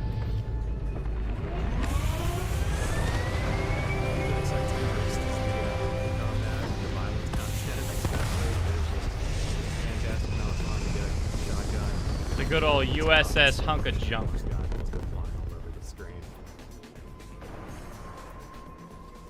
The mandate was to push it really far over the top. We didn't want it to be realistically disturbing. We wanted it to be cartoony. I've done a lot of it. I haven't done it all. Our previous character lead, thankfully, the person who actually scoured websites and found a lot of the photo references that we wound up having to use. Awful stuff. Don't recommend it. And people were walking by and getting very, very, very, very sick and telling me that I should, put a warning up. And so I did, because I thought it was funny. I'm a big believer that if you can make, in a game like this where you're killing lots and lots of things, if you can make that repetitive action really entertaining, like that's where the rubber meets the road in a lot of these games. So this is something I know the player's gonna do 10,000 times. Make that as entertaining as you can, and the rest of it is pretty much great. So we spent a lot of time. I don't know where the den is. What is the physics like? What's the camera like? And then adding lots of cameras so it doesn't get repetitive. I think it really adds something that's really fun and entertaining to the game that we haven't really seen before. Our game is primarily first person. So when you have guns in first person, the bar has been raised. But it's tough because we're an RPG, not a shooter. So it's a mixture of, it's not just the player skill, it's your character's skill too. The first thing we did was we took a bow and arrow from a Oh, hey, there's Wolf. bow and arrow gun that shot rapid fire arrows, and it didn't quite work right. And there's a Aetherius of the dens over here. Yeah, there it is. The hardest part has definitely been how you do gun combat within an RPG, how your stats affect your aim, affect your damage. We've been over that hundreds of times. Like you're getting better as you get through. It's not like Oblivion, you level up automatically because it's an experience point-based game, so that will happen organically as you play the game. You have different weapon skills too, so a small handgun is determined by the small gun skill. So if you jack that skill up, a small handgun will be pretty damn effective. It fires more quickly, you'll get more shots off in fast. It's a constant balancing act for us to find that right balance. Acknowledging incoming hail. RPG skill and player skill, and making the guy take long enough to die, but have it feel realistic. Can I destroy it? Just out of curiosity.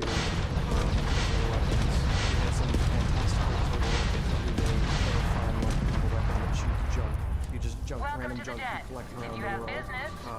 And you just load it up into it, and you can shoot out teddy bears and and tin cans and typewriters and that sort of thing. All right. But in terms So that of how is to make them where work it is. realistically, How is that how it most works? of that was just playing the game. Oh, I We forgot! have a lot of numbers. We can adjust the numbers. How fast does this weapon fire? How long does it take to reload it?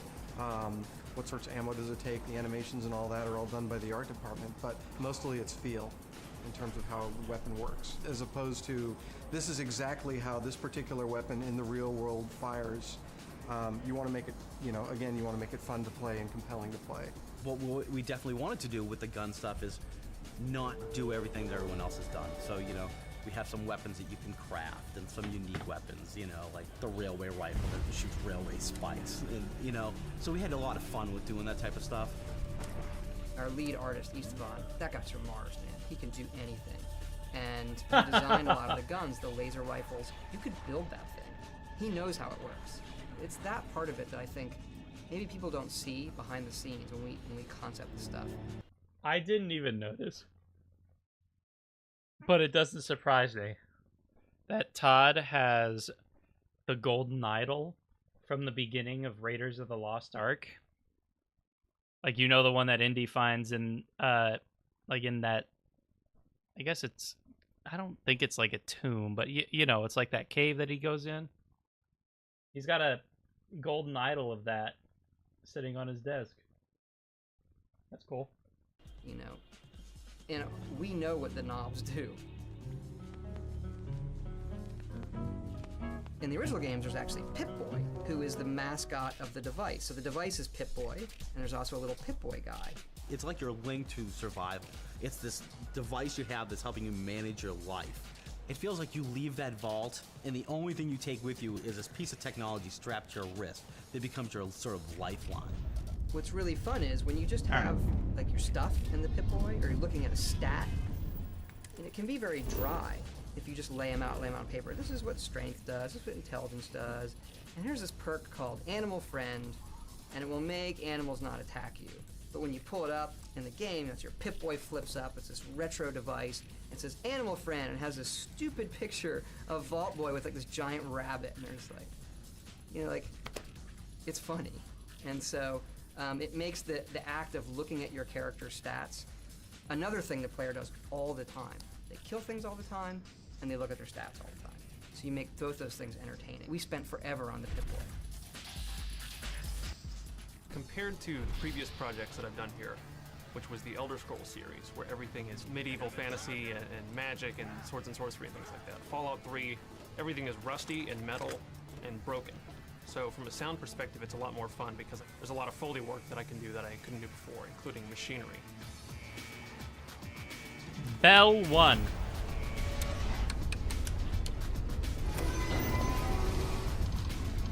Oh, don't go grab jumping into the planet. A lot of the iconic sound that I think of is going to come from a lot of the voices, but also a lot of the environmental sounds. The sound of the vault being in the wasteland, Whoa. in the Enclave military base, and places like that, where I got to really put together something different. The vault is very, very sterile. It's a lot of AC noise. It's the sound of being in an office like this, maybe. Everything's very clean and controlled and sterile. A lot of the voice, I think, in particular the robots. And that has more to do with the writers than anybody else, because they put a lot of work into making each robot very unique. There's the clearly military guy, but it's got a humorous side to it.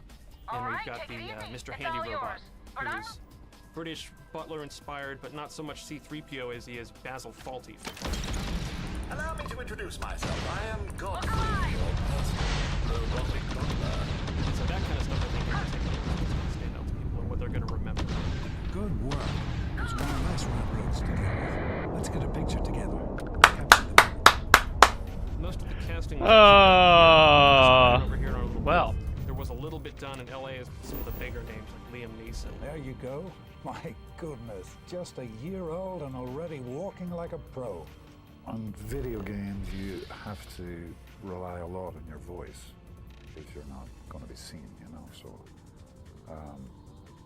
and over the years, I've done quite a lot of, maybe not video work, but I've done a lot of audio work, and my early days, a lot of radio plays with the BBC in London, Ireland, so there's a shift of focus you do have to make, you know, and trying to convey something through your voice and through the rhythm of the words that you wouldn't have to worry about so much if the camera was on you, you know. Come on over here, son. Come on. Walk to daddy.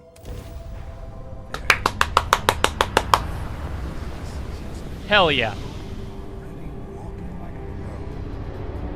Character, you know, an authoritative character, obviously President Eden, and it's self-explanatory. Old minds are like old horses. You must Hailing unknown vessel. Colonists were. Thank you for responding. The government should not be We're guided with, by temporary excitement. list, but by our a grab sober drive is all. second thought. You know, I love doing video games and stuff like that. So because I've got kids, so of course they always love that. I guess I wouldn't do it if I We have a didn't workbench enjoy it. here, Don't but you, we my need darling just, America, and we should be able to deserve jury rig. We'll Don't pay you loads deserve more. a future free of war and fear and terrible uncertainty? It's just dead. Of No course power we do. readout. I think some of the Malcolm warnings McDowell in particular has done lots of VO work in video games before. He just kind of jumped in, we did a little bit of background on the character, and then he just started having fun with it. It was great because it seemed like he was relaxed and having fun and do a bunch of ad-libs and stuff, or go a little crazy with some of the lines. It's good that way because it almost seems to me that video game acting is kind of like makeup for stage performance. You kind of have to exaggerate things a little bit. I just killed a bunch of children. It seems like what you and I would This is what evil feels like, and I'm not normally evil. hear it just by itself. You're like, yeah, I don't know. That's gonna. All right, but for real, we're kind of trying to find an area. I kind of want to land on this planet. Malcolm McDowell brought to the project as well. You simply existed in America, postponing death for a day or two. I'm gonna tell you right here, Right now.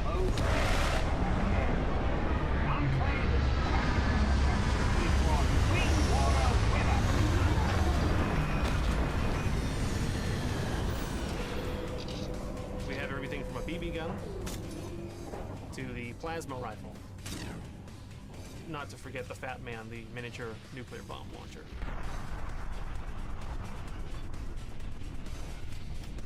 So when you fire it, it's this blast of pressurized air and rattly metal, and it's got a stupid dinner bell ring that I put on it when it's ready to fire the next round. Energy weapons were much, much harder. Those were the hardest of the bunch.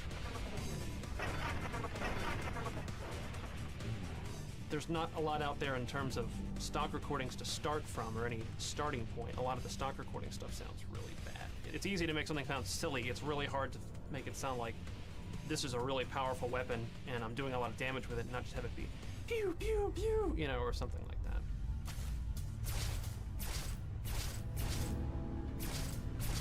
Okay, well, I'll actually start I think I with can make that stock work. with the weapon recordings, in fact, but I'll take the low end of this one. This one has a real heavy boom, low end. Well, actually, wait. That you're gonna hopefully feel in your chest every time you shoot it. And then the high end of this one, and then a little bit more of it is Foleyed. So I'll show you a few of the items I've got here. This is the booth where we normally record Bell all the voice 1A, actors. So it's Moon usually of just one Bell voice actor in 1. the chair, script in front of them, and then the mic, and then me in the other room directing. But I also use this room for a lot of the in-house Foley recording that I do. And a lot of it is not necessarily something that I know right away what I want to record for the game. Like Bell a specific 1A orbit, probably. robot or a specific gun or any kind of thing like that. Usually it's something at the beginning of the project, and I'll come in, find a bunch of props, whatever I Okay, think so I can let's, find from let's construction do sites this. around the office, stuff like that, things off the loading dock. It's in and the just Bell record, system. making every little sound. I bang on things, I bend it, and file it all away in our sound effects library for later.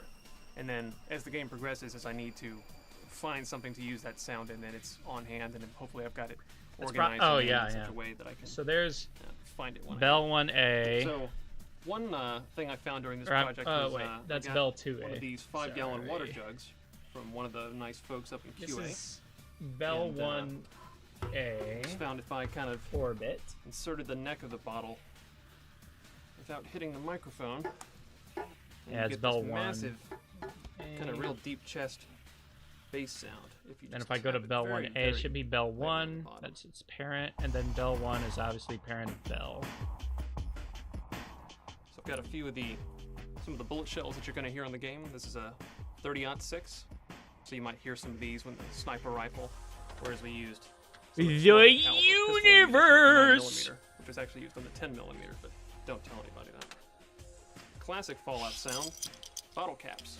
So every time you get bottle caps off of somebody, or give them bottle caps, or just pick them off a dead body, you're going to be hearing these.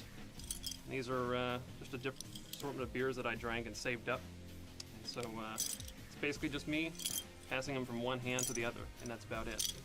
This is an ordinary wrapper from like a snack pack kind of cereal, and Captain Crunch or Cheerios or what have you. And this is the sound of the giant ants in the wasteland. A lot of the sound they make when their feelers are out or when they're moving around, looking for something, I don't know, kind of squeaky, a little plasticky sounding.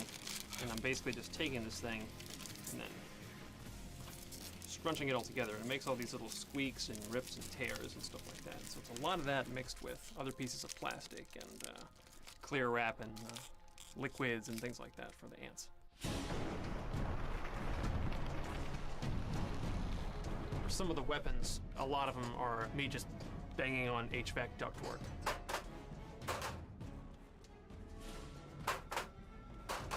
Anything where I can get a big metal ka-chunk, you know, when it fires.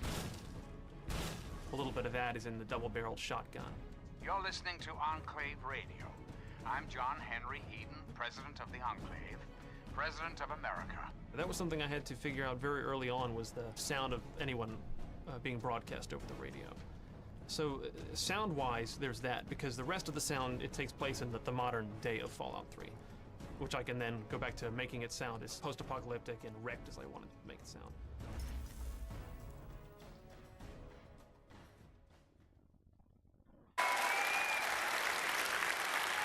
And actually, we are all here because of this next game. Because about a year ago, I had the idea to do this showcase, and I went to this gentleman and I said, hey, instead of having to do a demo every hour, all 3 days of E3, what if I figured out a way for you to do just one demo? And he, of course, instantly said, yes, please. Now, I don't think he knew that he was getting, what he was getting into, that we would all end up being here, streaming this live all over the world, but hey, promise is a promise. He said he would do it. So here we all are, ready and waiting for his one demo of this E3. His studio creates games that have come to define open world gaming, and they are currently the holders of 3 consecutive Video Game of the Years, with Skyrim, Fallout 3, and Oblivion, each a consensus Game of the Year winner. Those games in the studio have been led by someone who should need no introduction, but I'm giving him one anyway. Please give a warm welcome to the game director of Bethesda Game Studios and my very good friend, Todd Howard. Okay.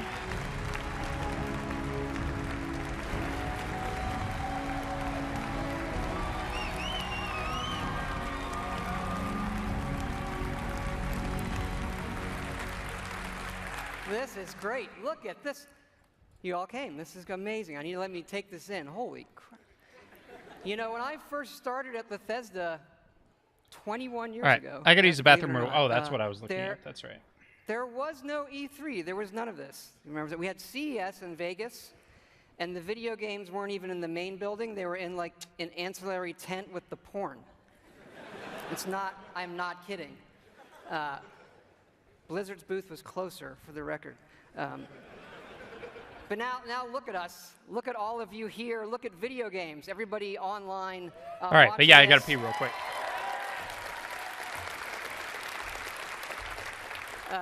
This is how you spend a quiet Sunday evening, I guess. And you do this because games are important to all of us here. And I think we can all agree that tonight starts a week with E3 that is the world's best week of entertainment ever.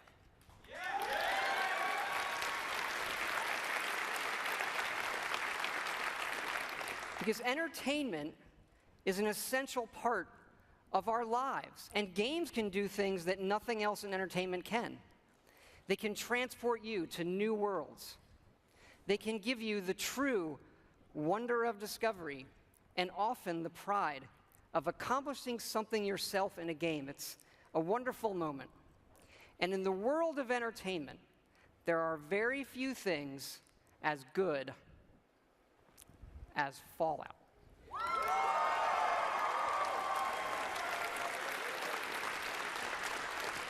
You know, we've worked on Fallout for over 10 years now, and we started designing this one actually right after Fallout 3 in 2009. We were busy with the Skyrim game, but for the last 4 years, we have been working very, very hard to create something really special, and we've done a lot, and tonight we are going to show you a lot.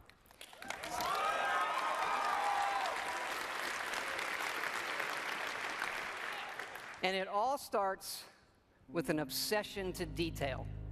Our artists concept every button, every blinky light, not just on one terminal, on all of them. Because it's our belief that it's all of these small details coming together that form a much, much larger whole.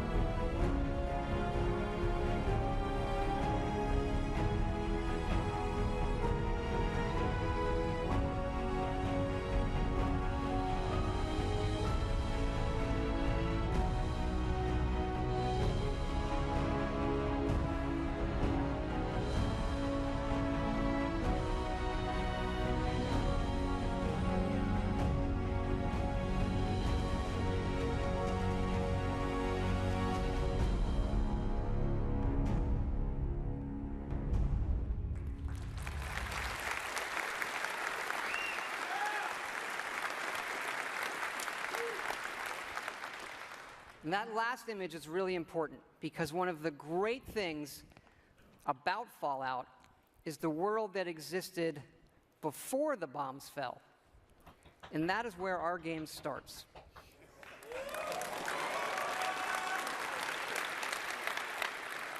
On a beautiful Saturday morning with the threat of nuclear war looming.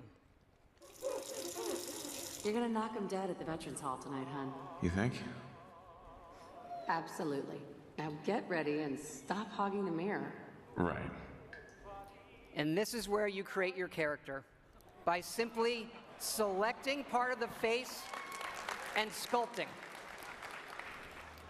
Such a cute nose. What do you think, hon? Beard or no beard? We're going to speed up time here and show you just how easy and powerful this is to create all new characters by just sculpting and making changes wherever you want in the face. No series of sliders. Hey, my turn, big guy. And of course, you can play as a female.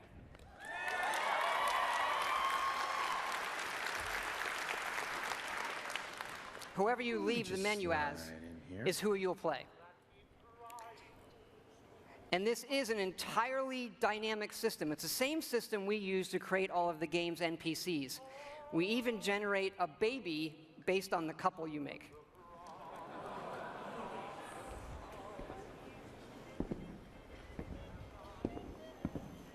Good morning, sir. Your coffee, 173.5 degrees Fahrenheit, brewed to perfection. Thanks, Kazuya. Of course, sir. Nuka-Cola. Ice cold. Sugar bombs. Sugar bombs. 100% daily value of sugar. Sorry, I decided to make some ice cream too. The Ninja Creamy is amazing. I'm eating peach ice cream made from canned peaches. Vault-Tec? Remind me again? Why, we're about you, sir, and helping secure your future. You see, Vault-Tec is the foremost builder of state-of-the-art underground fallout shelters. Vaults, if you will. But there's room for my entire family, right? Of course. Of course. Minus your robot, naturally. In fact, You're already cleared for entrance. It's just a matter of verifying some information. All right.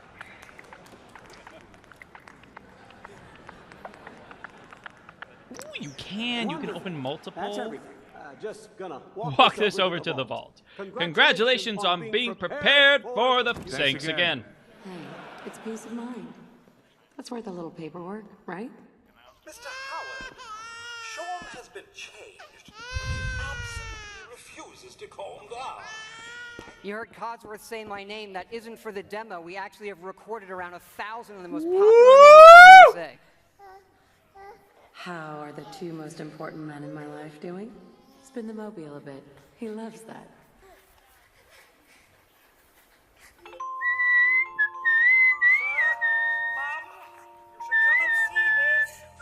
Reports of nuclear detonations in New York and Pennsylvania. My God. My God. We need to get to the vault. Now! I've got you. Let's go. Station. Almost there. I love you. Both of you. We love you too. Hold on! Now, we're not going to be spoiling or talking about the game's story tonight, but you do survive and get lowered into the vault. Events transpire, but you then emerge 200 years later as the sole survivor of Vault 111.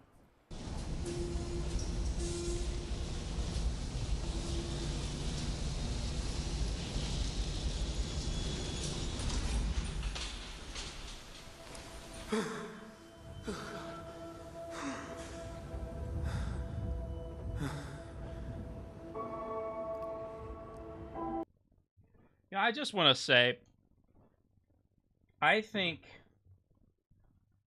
what the hell?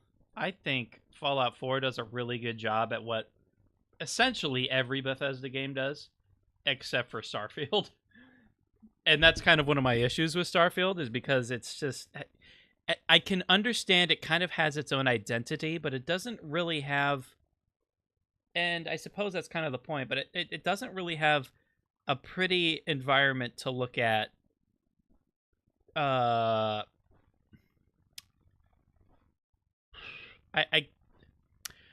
don't mean that like in a general term. I mean that in a way that like there are beautiful environments to look at. But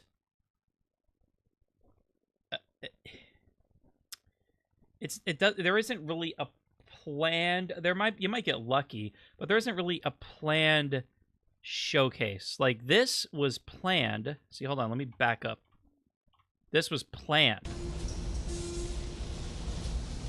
And so it was specifically designed to show you this beautiful landscape in the back. It was specifically designed for that.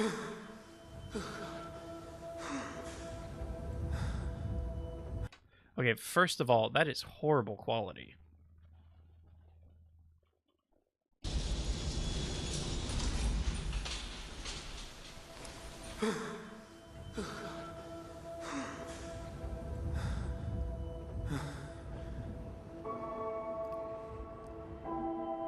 This is... And, like, obviously Boston, that area is kind of, like, flat. But you then emerge 200 years later as the sole survivor of Vault 111. But, yeah, it's obviously meant to be, like, planned out that way. And you get this environment, like this view of the environment that was planned.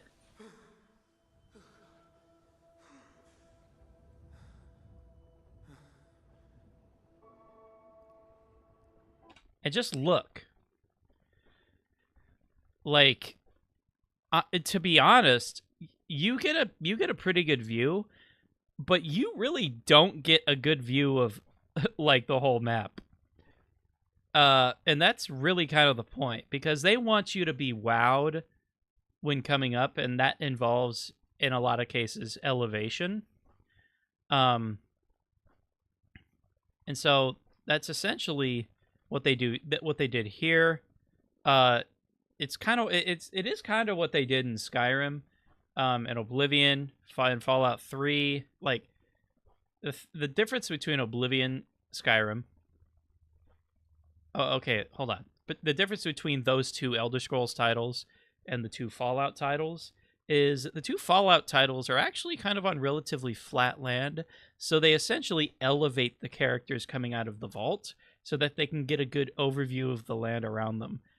But Skyrim and Oblivion don't suffer that problem, so they can actually have the player come out of a cave from its lowest point, because when the player comes out, they're not looking down on a really good view. They're looking up at like mountains and a good view of like mountains around them.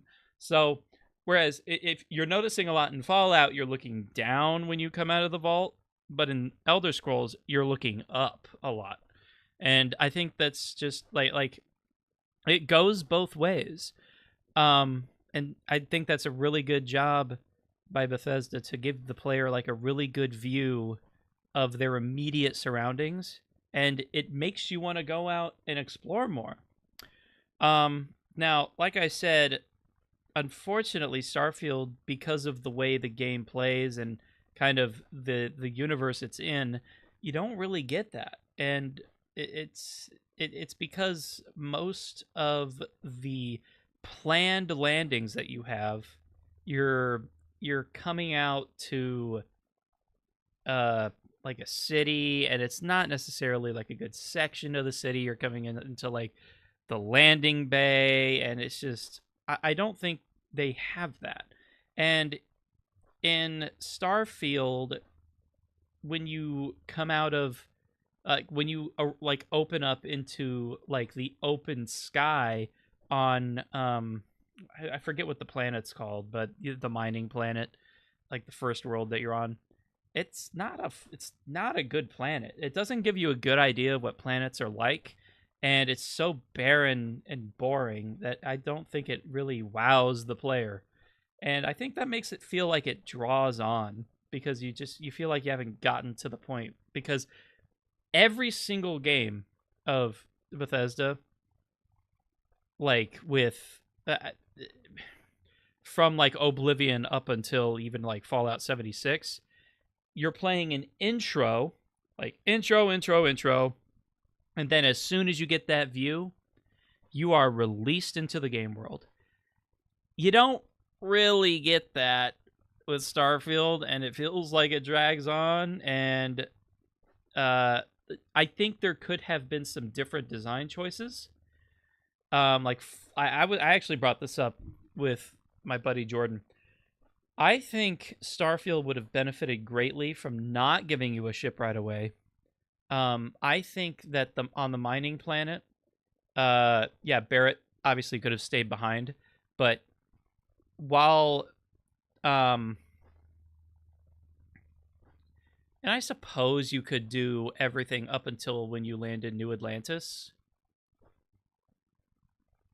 But I think when you land in New Atlantis, like the Constellation, I think should have taken the ship back, and then you had to do like a bunch of series of quests to kind of get you used to the Starfield, like everything else Starfield, like going and grabbing supplies from the armory, or leaving the city and going to this outpost some distance away. And I think including vehicles at the very beginning would have helped with that. And I think having the characters stay on one planet and make it actually feel like a resource, like a limited resource to travel between planets, I think that would have actually been pretty beneficial, because then you could handcraft more stuff. And I think losing the handcrafted portion is kind of what helps, or is kind of what made it not be as good, in my opinion. I still really like Starfield, but it's kind of that lacks for me.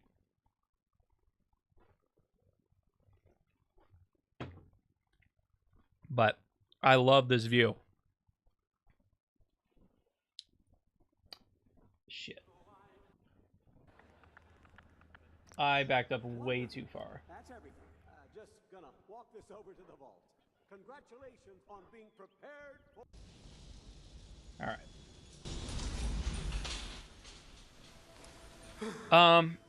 So, what am I gonna call this station? All of the stations are the something. An enormous dynamic world. The clinic, the den, the... Wait, what is that? Whatever you want. Player freedom the key, our I think. Absolute #1 goal.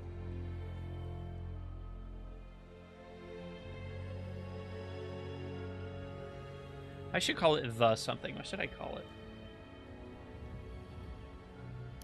This is running on a next-generation version of our creation engine. Features full physical-based rendering as well as dynamic volumetric lighting.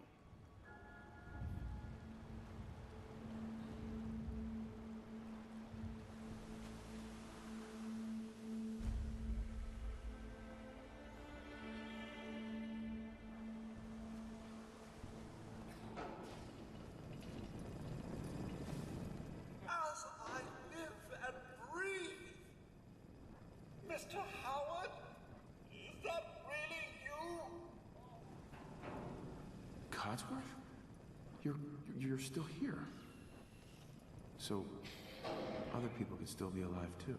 It's worse than I thought. You're suffering from hunger-induced paranoia. Not eating properly for 200 years will do that, I'm afraid. No. No. No, that's not possible. I wasn't out for that long. That means you're 2 seconds No. for dinner. Perhaps I can whip you up a snack. You must be famished. What? Food? Yeah, sure. I need a minute to think. Then I'll be right back. Even our dialogue is dynamic. It is not a mode you're locked into. You can play it in first person, you can play it in third person, you can walk away whenever you want, you can shoot him in the face if you want.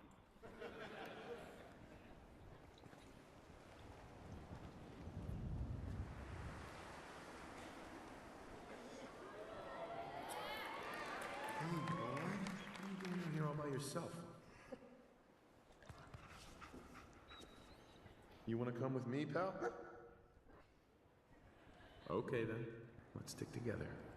Hey, head over there. And yes, you can give the dog commands by simply pointing at things in the environment and activating them. It's all contextual. Grab that.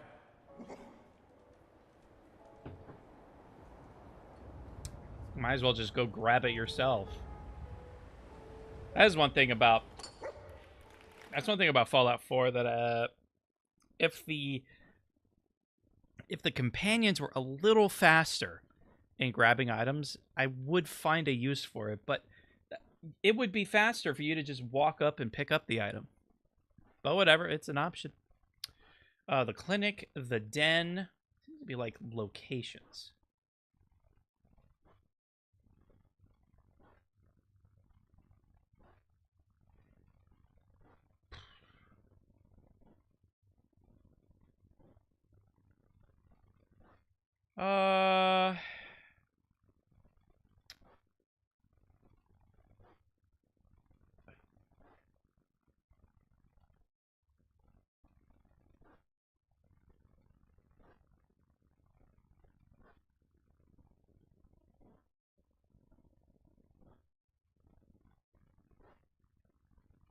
No.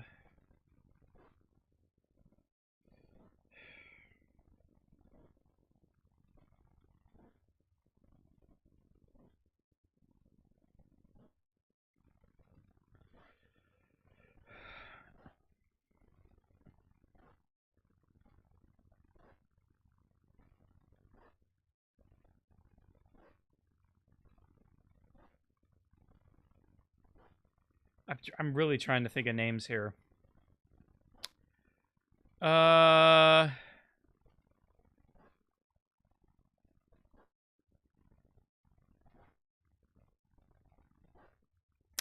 I'm gonna go with the Arrow.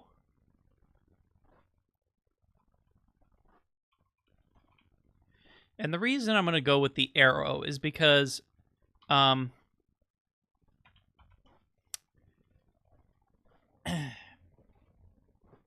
so the Arrow, I knew it had to be the something. And the reason I'm going with the Arrow is basically this station is being used to, like, smuggle items, like certain things. In this specific situation, they're smuggling items to a scientist down, excuse me, down on the, oh my gosh, excuse me. Down on the surface of this planet. Well, of this moon, I guess. And,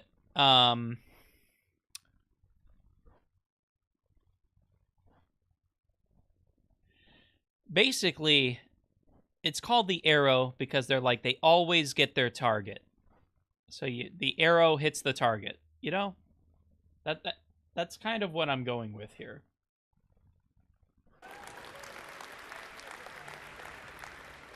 Ready to get back out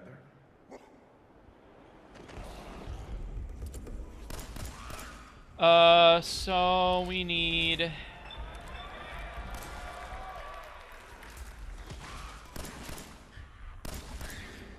S-Bell 1A orbit.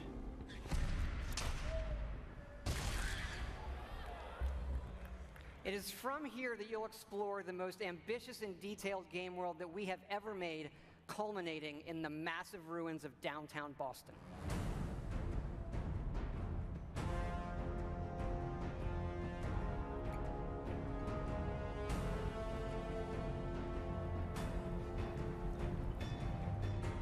I wonder what that keyword is for.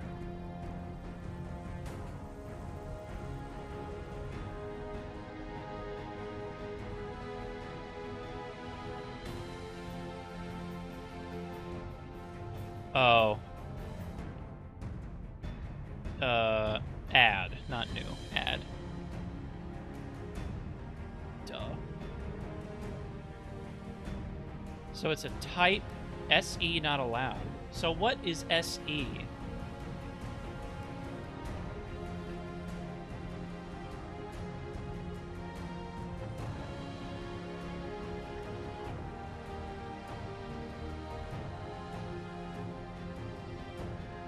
I don't know.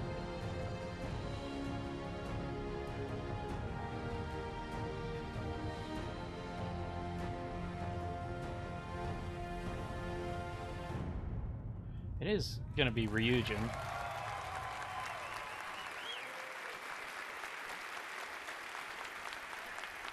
Thank you. Now to the cool stuff. This is a very old photo from the future, of course, of the invention of the very first Pip-Boy, which will become the world's greatest smartwatch due to its power and portability. And of course, we have a new one in Fallout 4. This is where you find it when you leave the vault.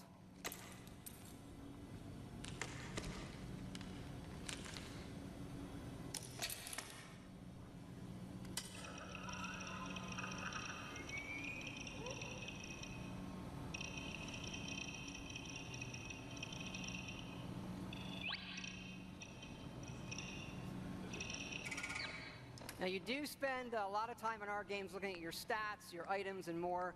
So we put a lot of emphasis on making this entertaining, but also making it does it come matter? alive on the screen. Your various items. We do have a layered armor system now. I don't think the space location should belong to them, I suppose. And some of these are even game tapes.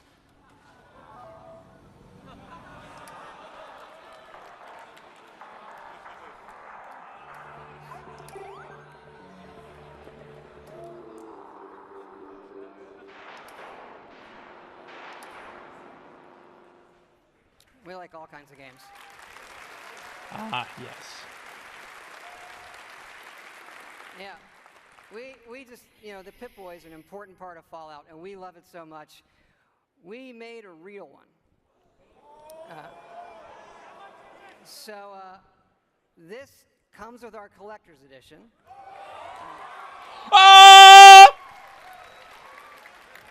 So it is the Fallout 4 Pip-Boy edition.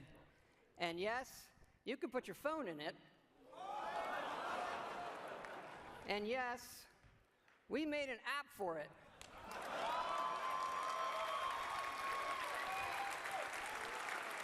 So it works with the game, and yes, it's a second screen experience. And usually, I find second screen experiences, they're generally just stupid gimmicks. But like, as far as stupid gimmicks goes, I assure it's the best fucking one I have ever seen. It's awesome. It is. It is. Here, I'm going to show it to you in action. It works. It actually works perfectly. It's the same code that we use on the Pip-Boy running on the app. Works on any platform on your local Wi-Fi, Xbox One, PS4, PC.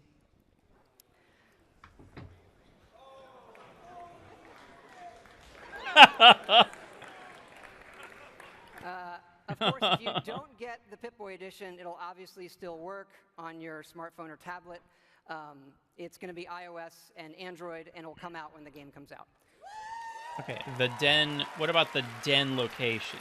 Its parent should be the den space location.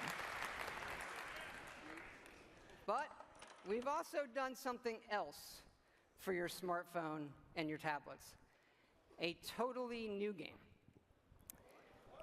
I know. What? Station. That's interior. The den space location. We were making Fallout 3, and the iPhone came out, and we just fell in love with it. And we play games on it all the time. Settlement? It ain't no. This ship ain't no settlement. For it. That's a separate game for damn from show. What we would usually normally do. We had a lot of ideas. We kept coming back to this one. What is a random conversation timer? On a touch screen, and that would be no better anywhere else. So we decided Inside will be. And here it is. Region. It is called Fallout Shelter. And in it, you get to make your own vault. And you are the overseer, controlling everything. Fallout Shelter is a great game. You control the people in the vault. It's your job to keep them productive and happy. This is inspired by the other games we love, going back 30 years to Little Computer People. You'll see inspirations, obviously, from XCOM, SimCity, FTL, things that we really, really like. Delete, add. It is not a settlement. Each dweller has full stats. They all level up.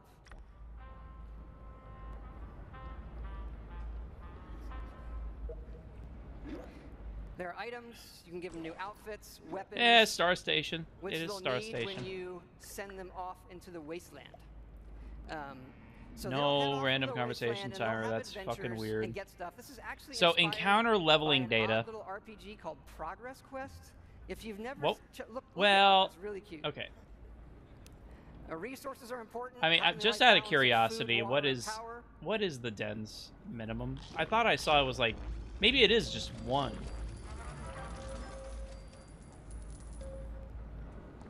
There are lots of different rooms you can build.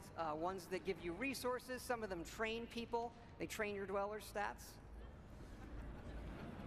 The bar, of course, trains charisma. Minimum. I don't know. Well, first 255 seems to be the max here, but And you do get rewarded with lunchboxes. I want it to like follow the level of the player. You know, I don't want somebody to be too overpowered. It should be like level 20, you know, like level 20. Attacks, raiders can attack. Of course, the best way to get new dwellers is the old-fashioned way.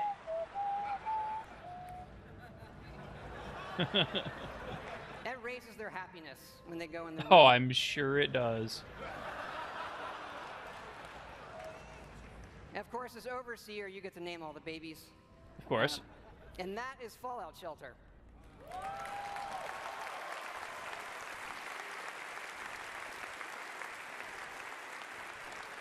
Now, this game is going to be free, but don't worry, there are no paywall timers. You don't need an internet connection.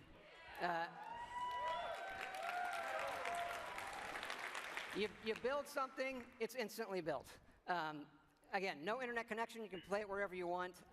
We do let you buy more lunch boxes if you want more random loot, but the whole goal of this game was to do something we'd really want to play on our phones, something that made us smile and had more depth than other things we were seeing. But what's been especially exciting about this game is for us to finally work with some great folks at Apple. And what's even more exciting is that this game is coming out on the App Store tonight. I watched that presentation live, and as soon as I heard that, I fucking looked it up. It wasn't ready immediately when he said that, but I think after the presentation, I think it did. But, yeah.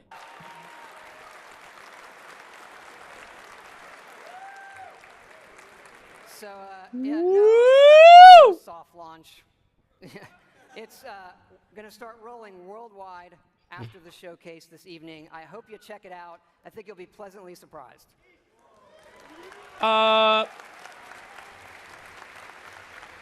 me try something here. So if I go to S... But we're not done talking about Fallout for you. Bell. So back to the big one. Oh, shit, there's no cells attached to that? And if you think about really? Fallout is kind of the perfect world. You sure about that? You sure about that? So like sure about that? We've gone completely overboard. And here's how it works in the game. We're allowing your character, while playing, to rebuild. And it works like this. You can scrap items in the world for materials and then use those materials to build the way you want. And one of the great things... What the hell is Temple World? Dynamic game engine is all of this I don't get any of these freaking space cells. Sure.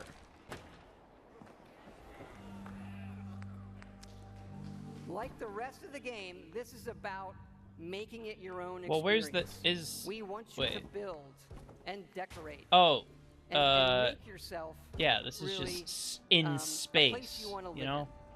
Because obviously the den, the clinic, the key are not all in the... Hello, what the hell? I didn't change that. I didn't change the den in any way, shape, or form. People will arrive, including certain traders. They have some of the best items in the game. For these people, you will need to... You can plant food, water, and even power generators. All right, so the generators will power things through switches that require power, lights and other items, and then you run wires that connect them all, and again, it just works. You can also build your own terminals that hook to this power grid, and then you can control the various things and tweak them that the power lines are connected to. Well, yes, but like this one...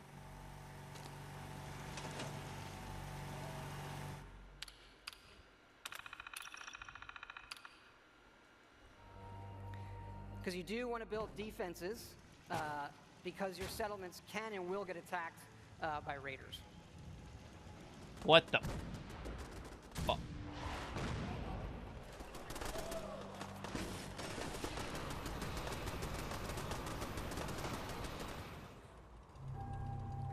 So it's fun to build up something yourself. Come on! Let me rename it. And there are many Maybe I can rename it here. Sites in the game world where we allow you to build. Go. And you can even run Brahmin caravans between your settlements. Station the arrow. Keep in mind, like most things we do, this is an optional part of the game that you can do if you want to. It's just one part of a huge game, but it's really, really great for Fallout. We just absolutely love this feature.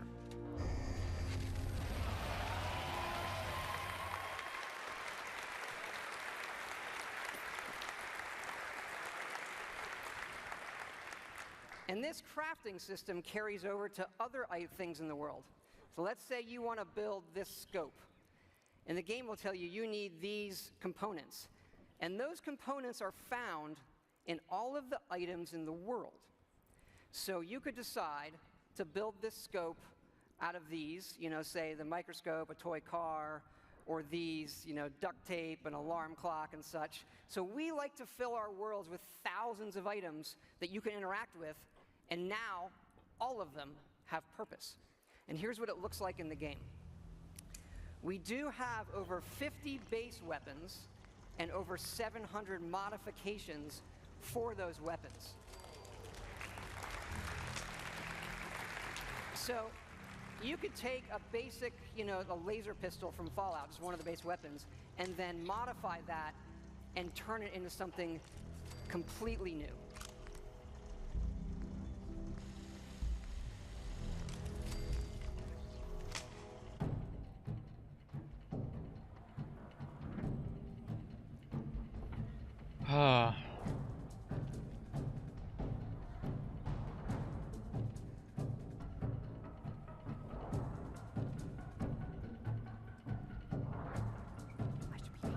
What the hell?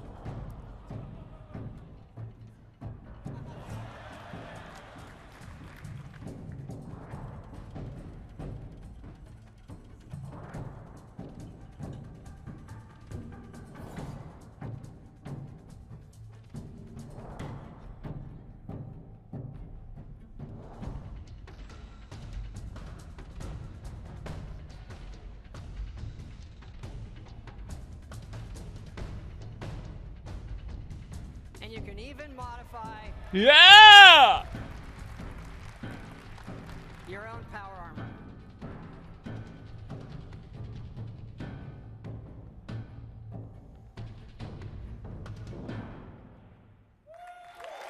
Woo!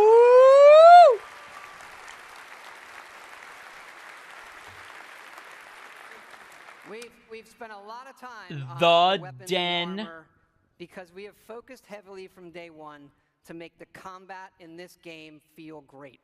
And feel great no matter how you played it. You want to play it full-on first person? Oh, you can play it wait. in third person. Or you can Wait. use VATS, That's which now gives you crazy. more control to slow down time and choose your shots. You know, there's a lot of great things that this game does, but I tell you, you can be experiencing, you know, a quiet moment in the game with your dog, and the right song comes on your Pip-Boy. Hell yeah, and I the love this action part. breaks, you're reminded just how fun and special a Fallout game can be. Ready to fuck some shit up?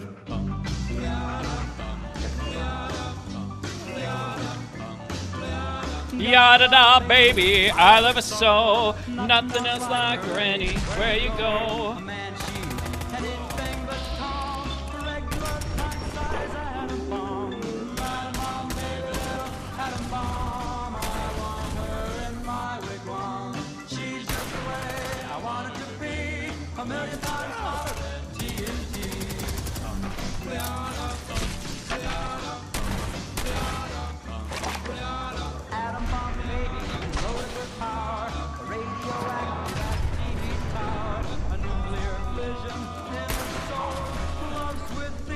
It's gotta be rolled at her, right?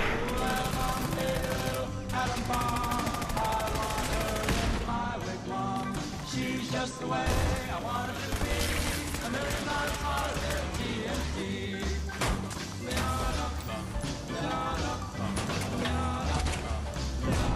Atom bomb baby, boy she can start. One of those chain reactions in my heart. A big explosion, big and loud. Like a fever head up on a cloud. Atom bomb baby, little atom bomb. I want her in my wigwam. She's just the way I want her to be. A million times hotter than TNT.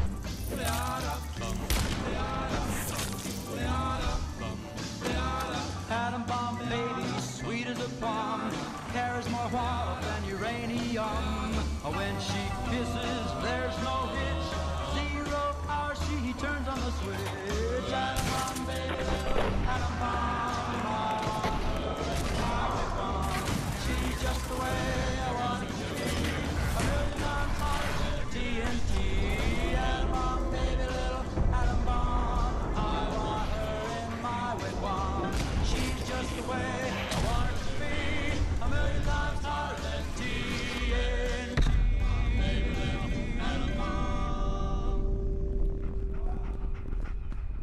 good to be back.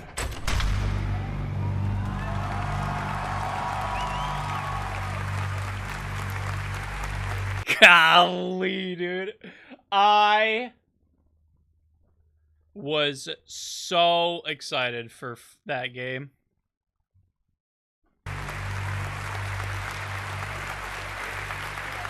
Thank you. Thank you so much. This has been obviously a really special project for everybody in the team. Many of them are here in the house tonight. Can you guys wave? Give a big hand.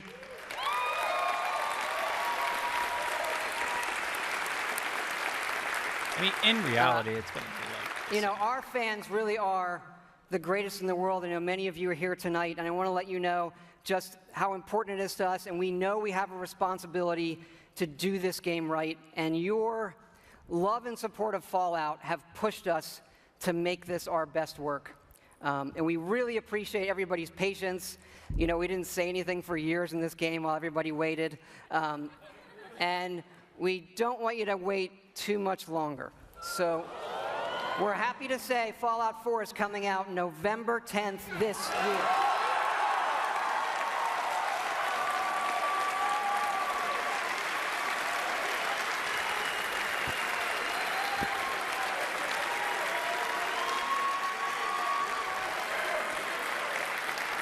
Thanks again, everybody.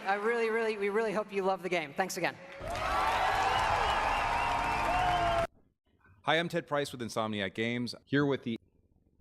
Okay.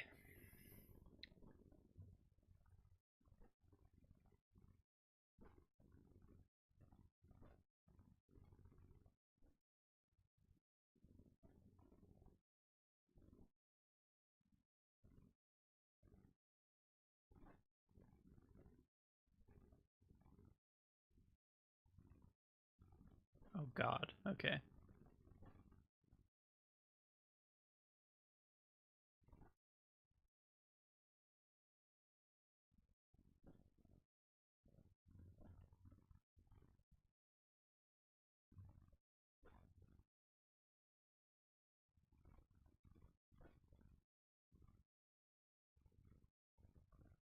Oh, do I do that here?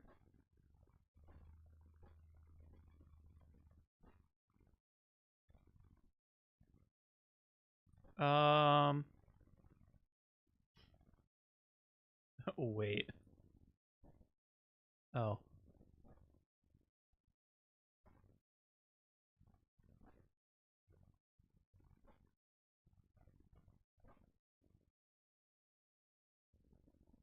Type of actor is destructing.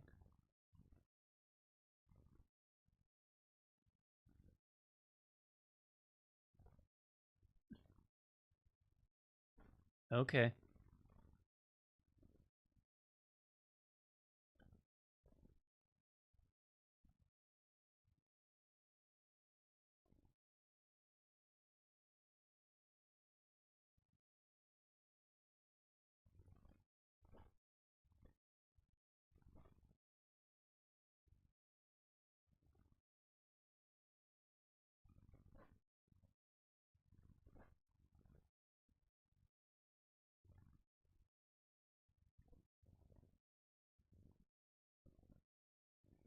Well, okay, I don't really understand that. Boy, I tell you, this creation kit is like... It's like so different. What the... Okay. There's nothing here, obviously.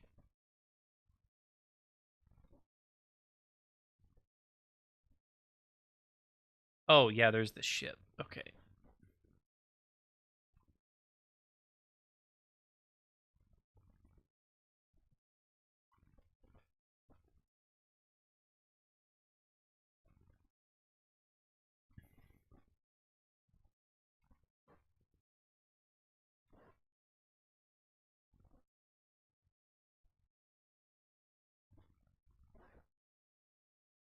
What is that?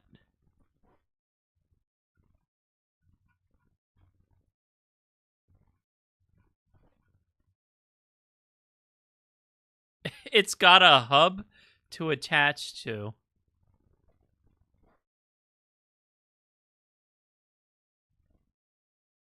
Now what the hell?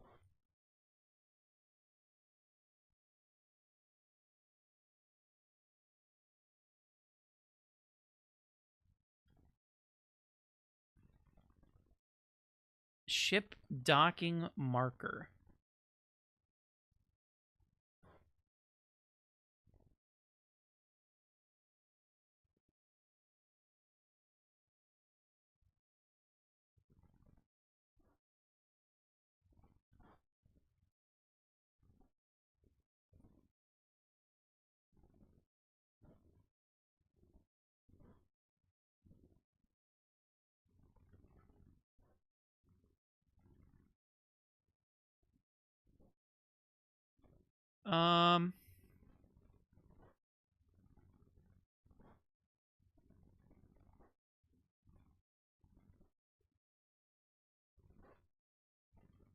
Oh boy, this is how we make stations.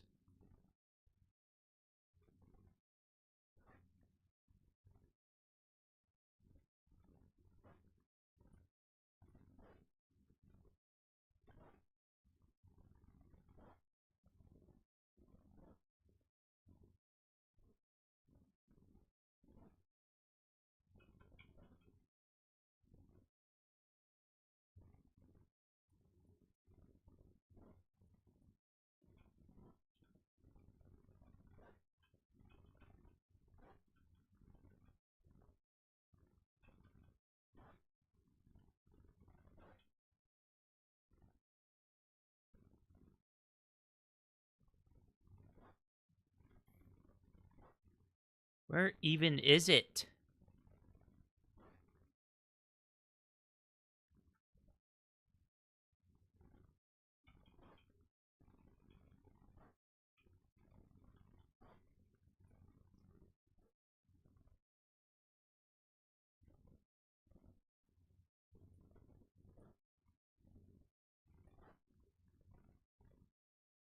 What if I added more?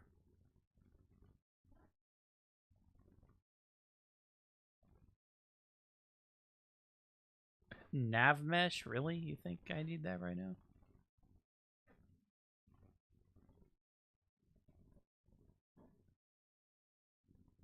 Nothing is going right.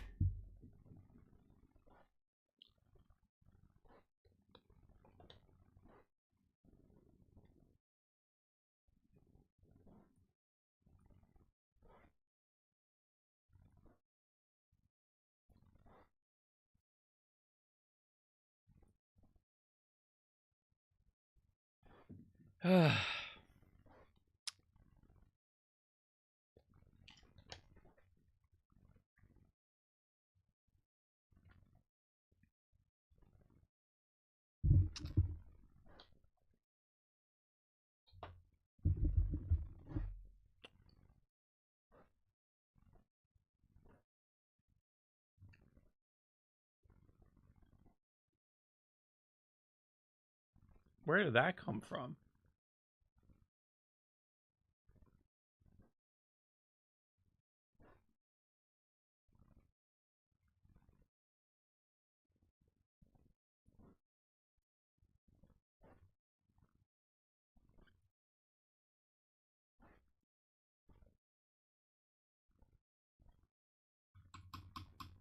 It's... Oh. Oh, it was doing some weird nav mesh bullshit. Alright, well that close. Okay, hold on.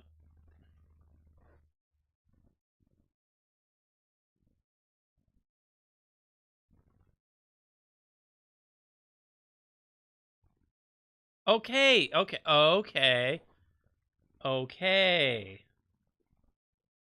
Delete. Can pan that. Okay. There's something there. And it's nominal.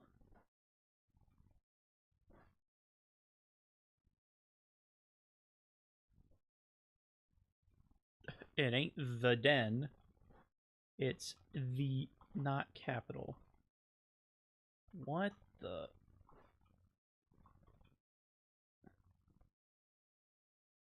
Oh boy.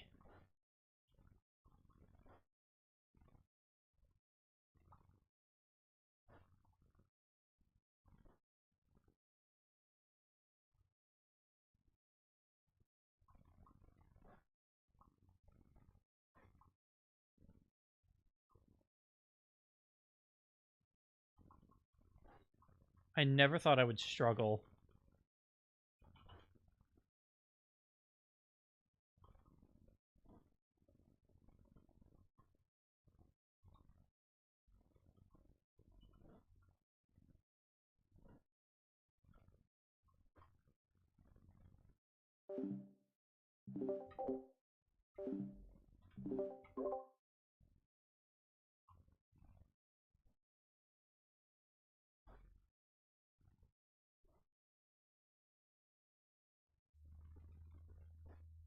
If I clear that, does it look different now?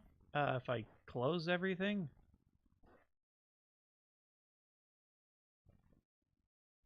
Okay.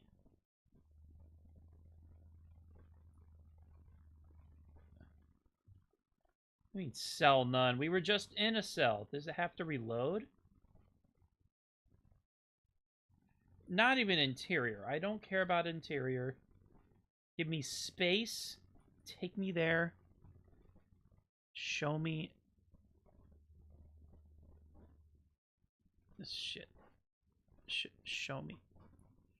The hab's not even attached to it. Is it? No, it's not. It's not even fucking attached.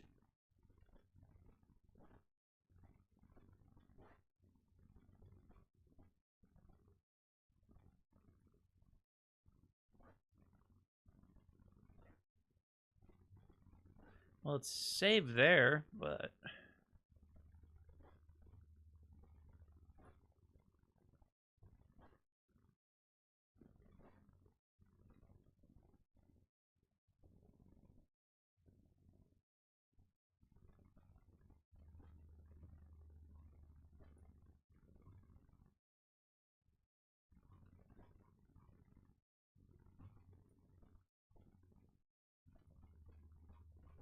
That's silly.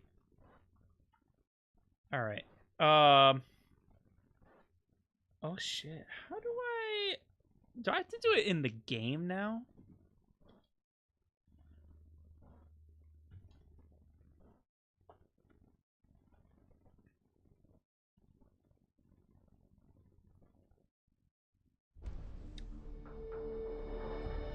We're gonna test this, see if it in any way, shape, or form helped.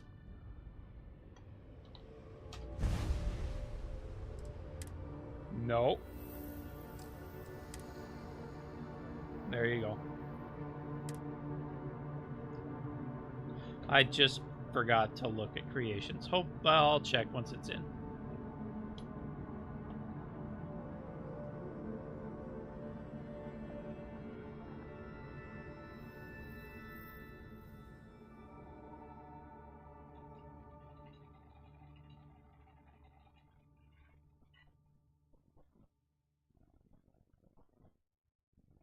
Ah, tempered chocolate. What is that? No. Nope. Absolutely not. Alright, hold on. Let me... Mad experiments. Well, it is there, technically. Is it on the star map? Doesn't seem like it. I'm not surprised, though.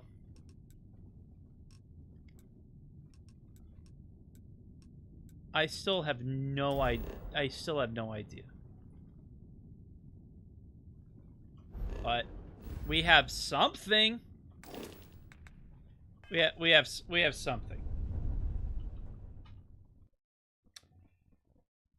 All right.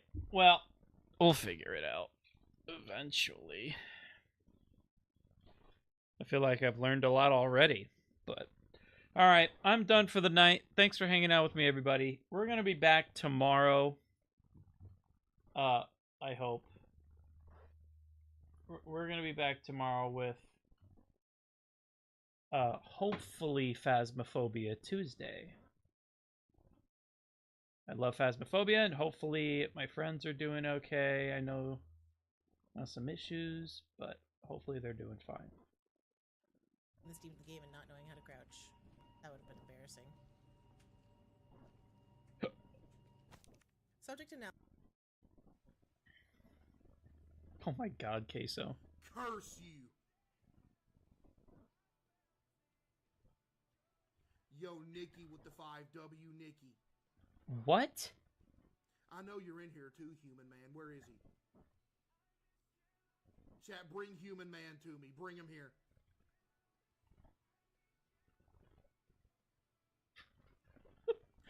Oh my gosh. Play like that if we win or something, some money goes to charity.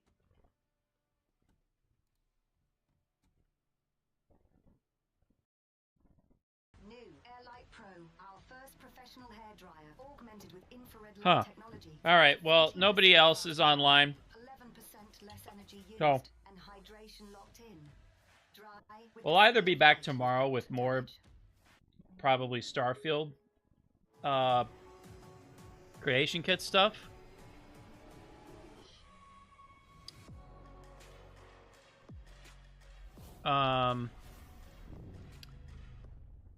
But hopefully we're going to be doing Phasmophobia Tuesday. I hope. So, thanks for hanging out. We'll see y'all tomorrow.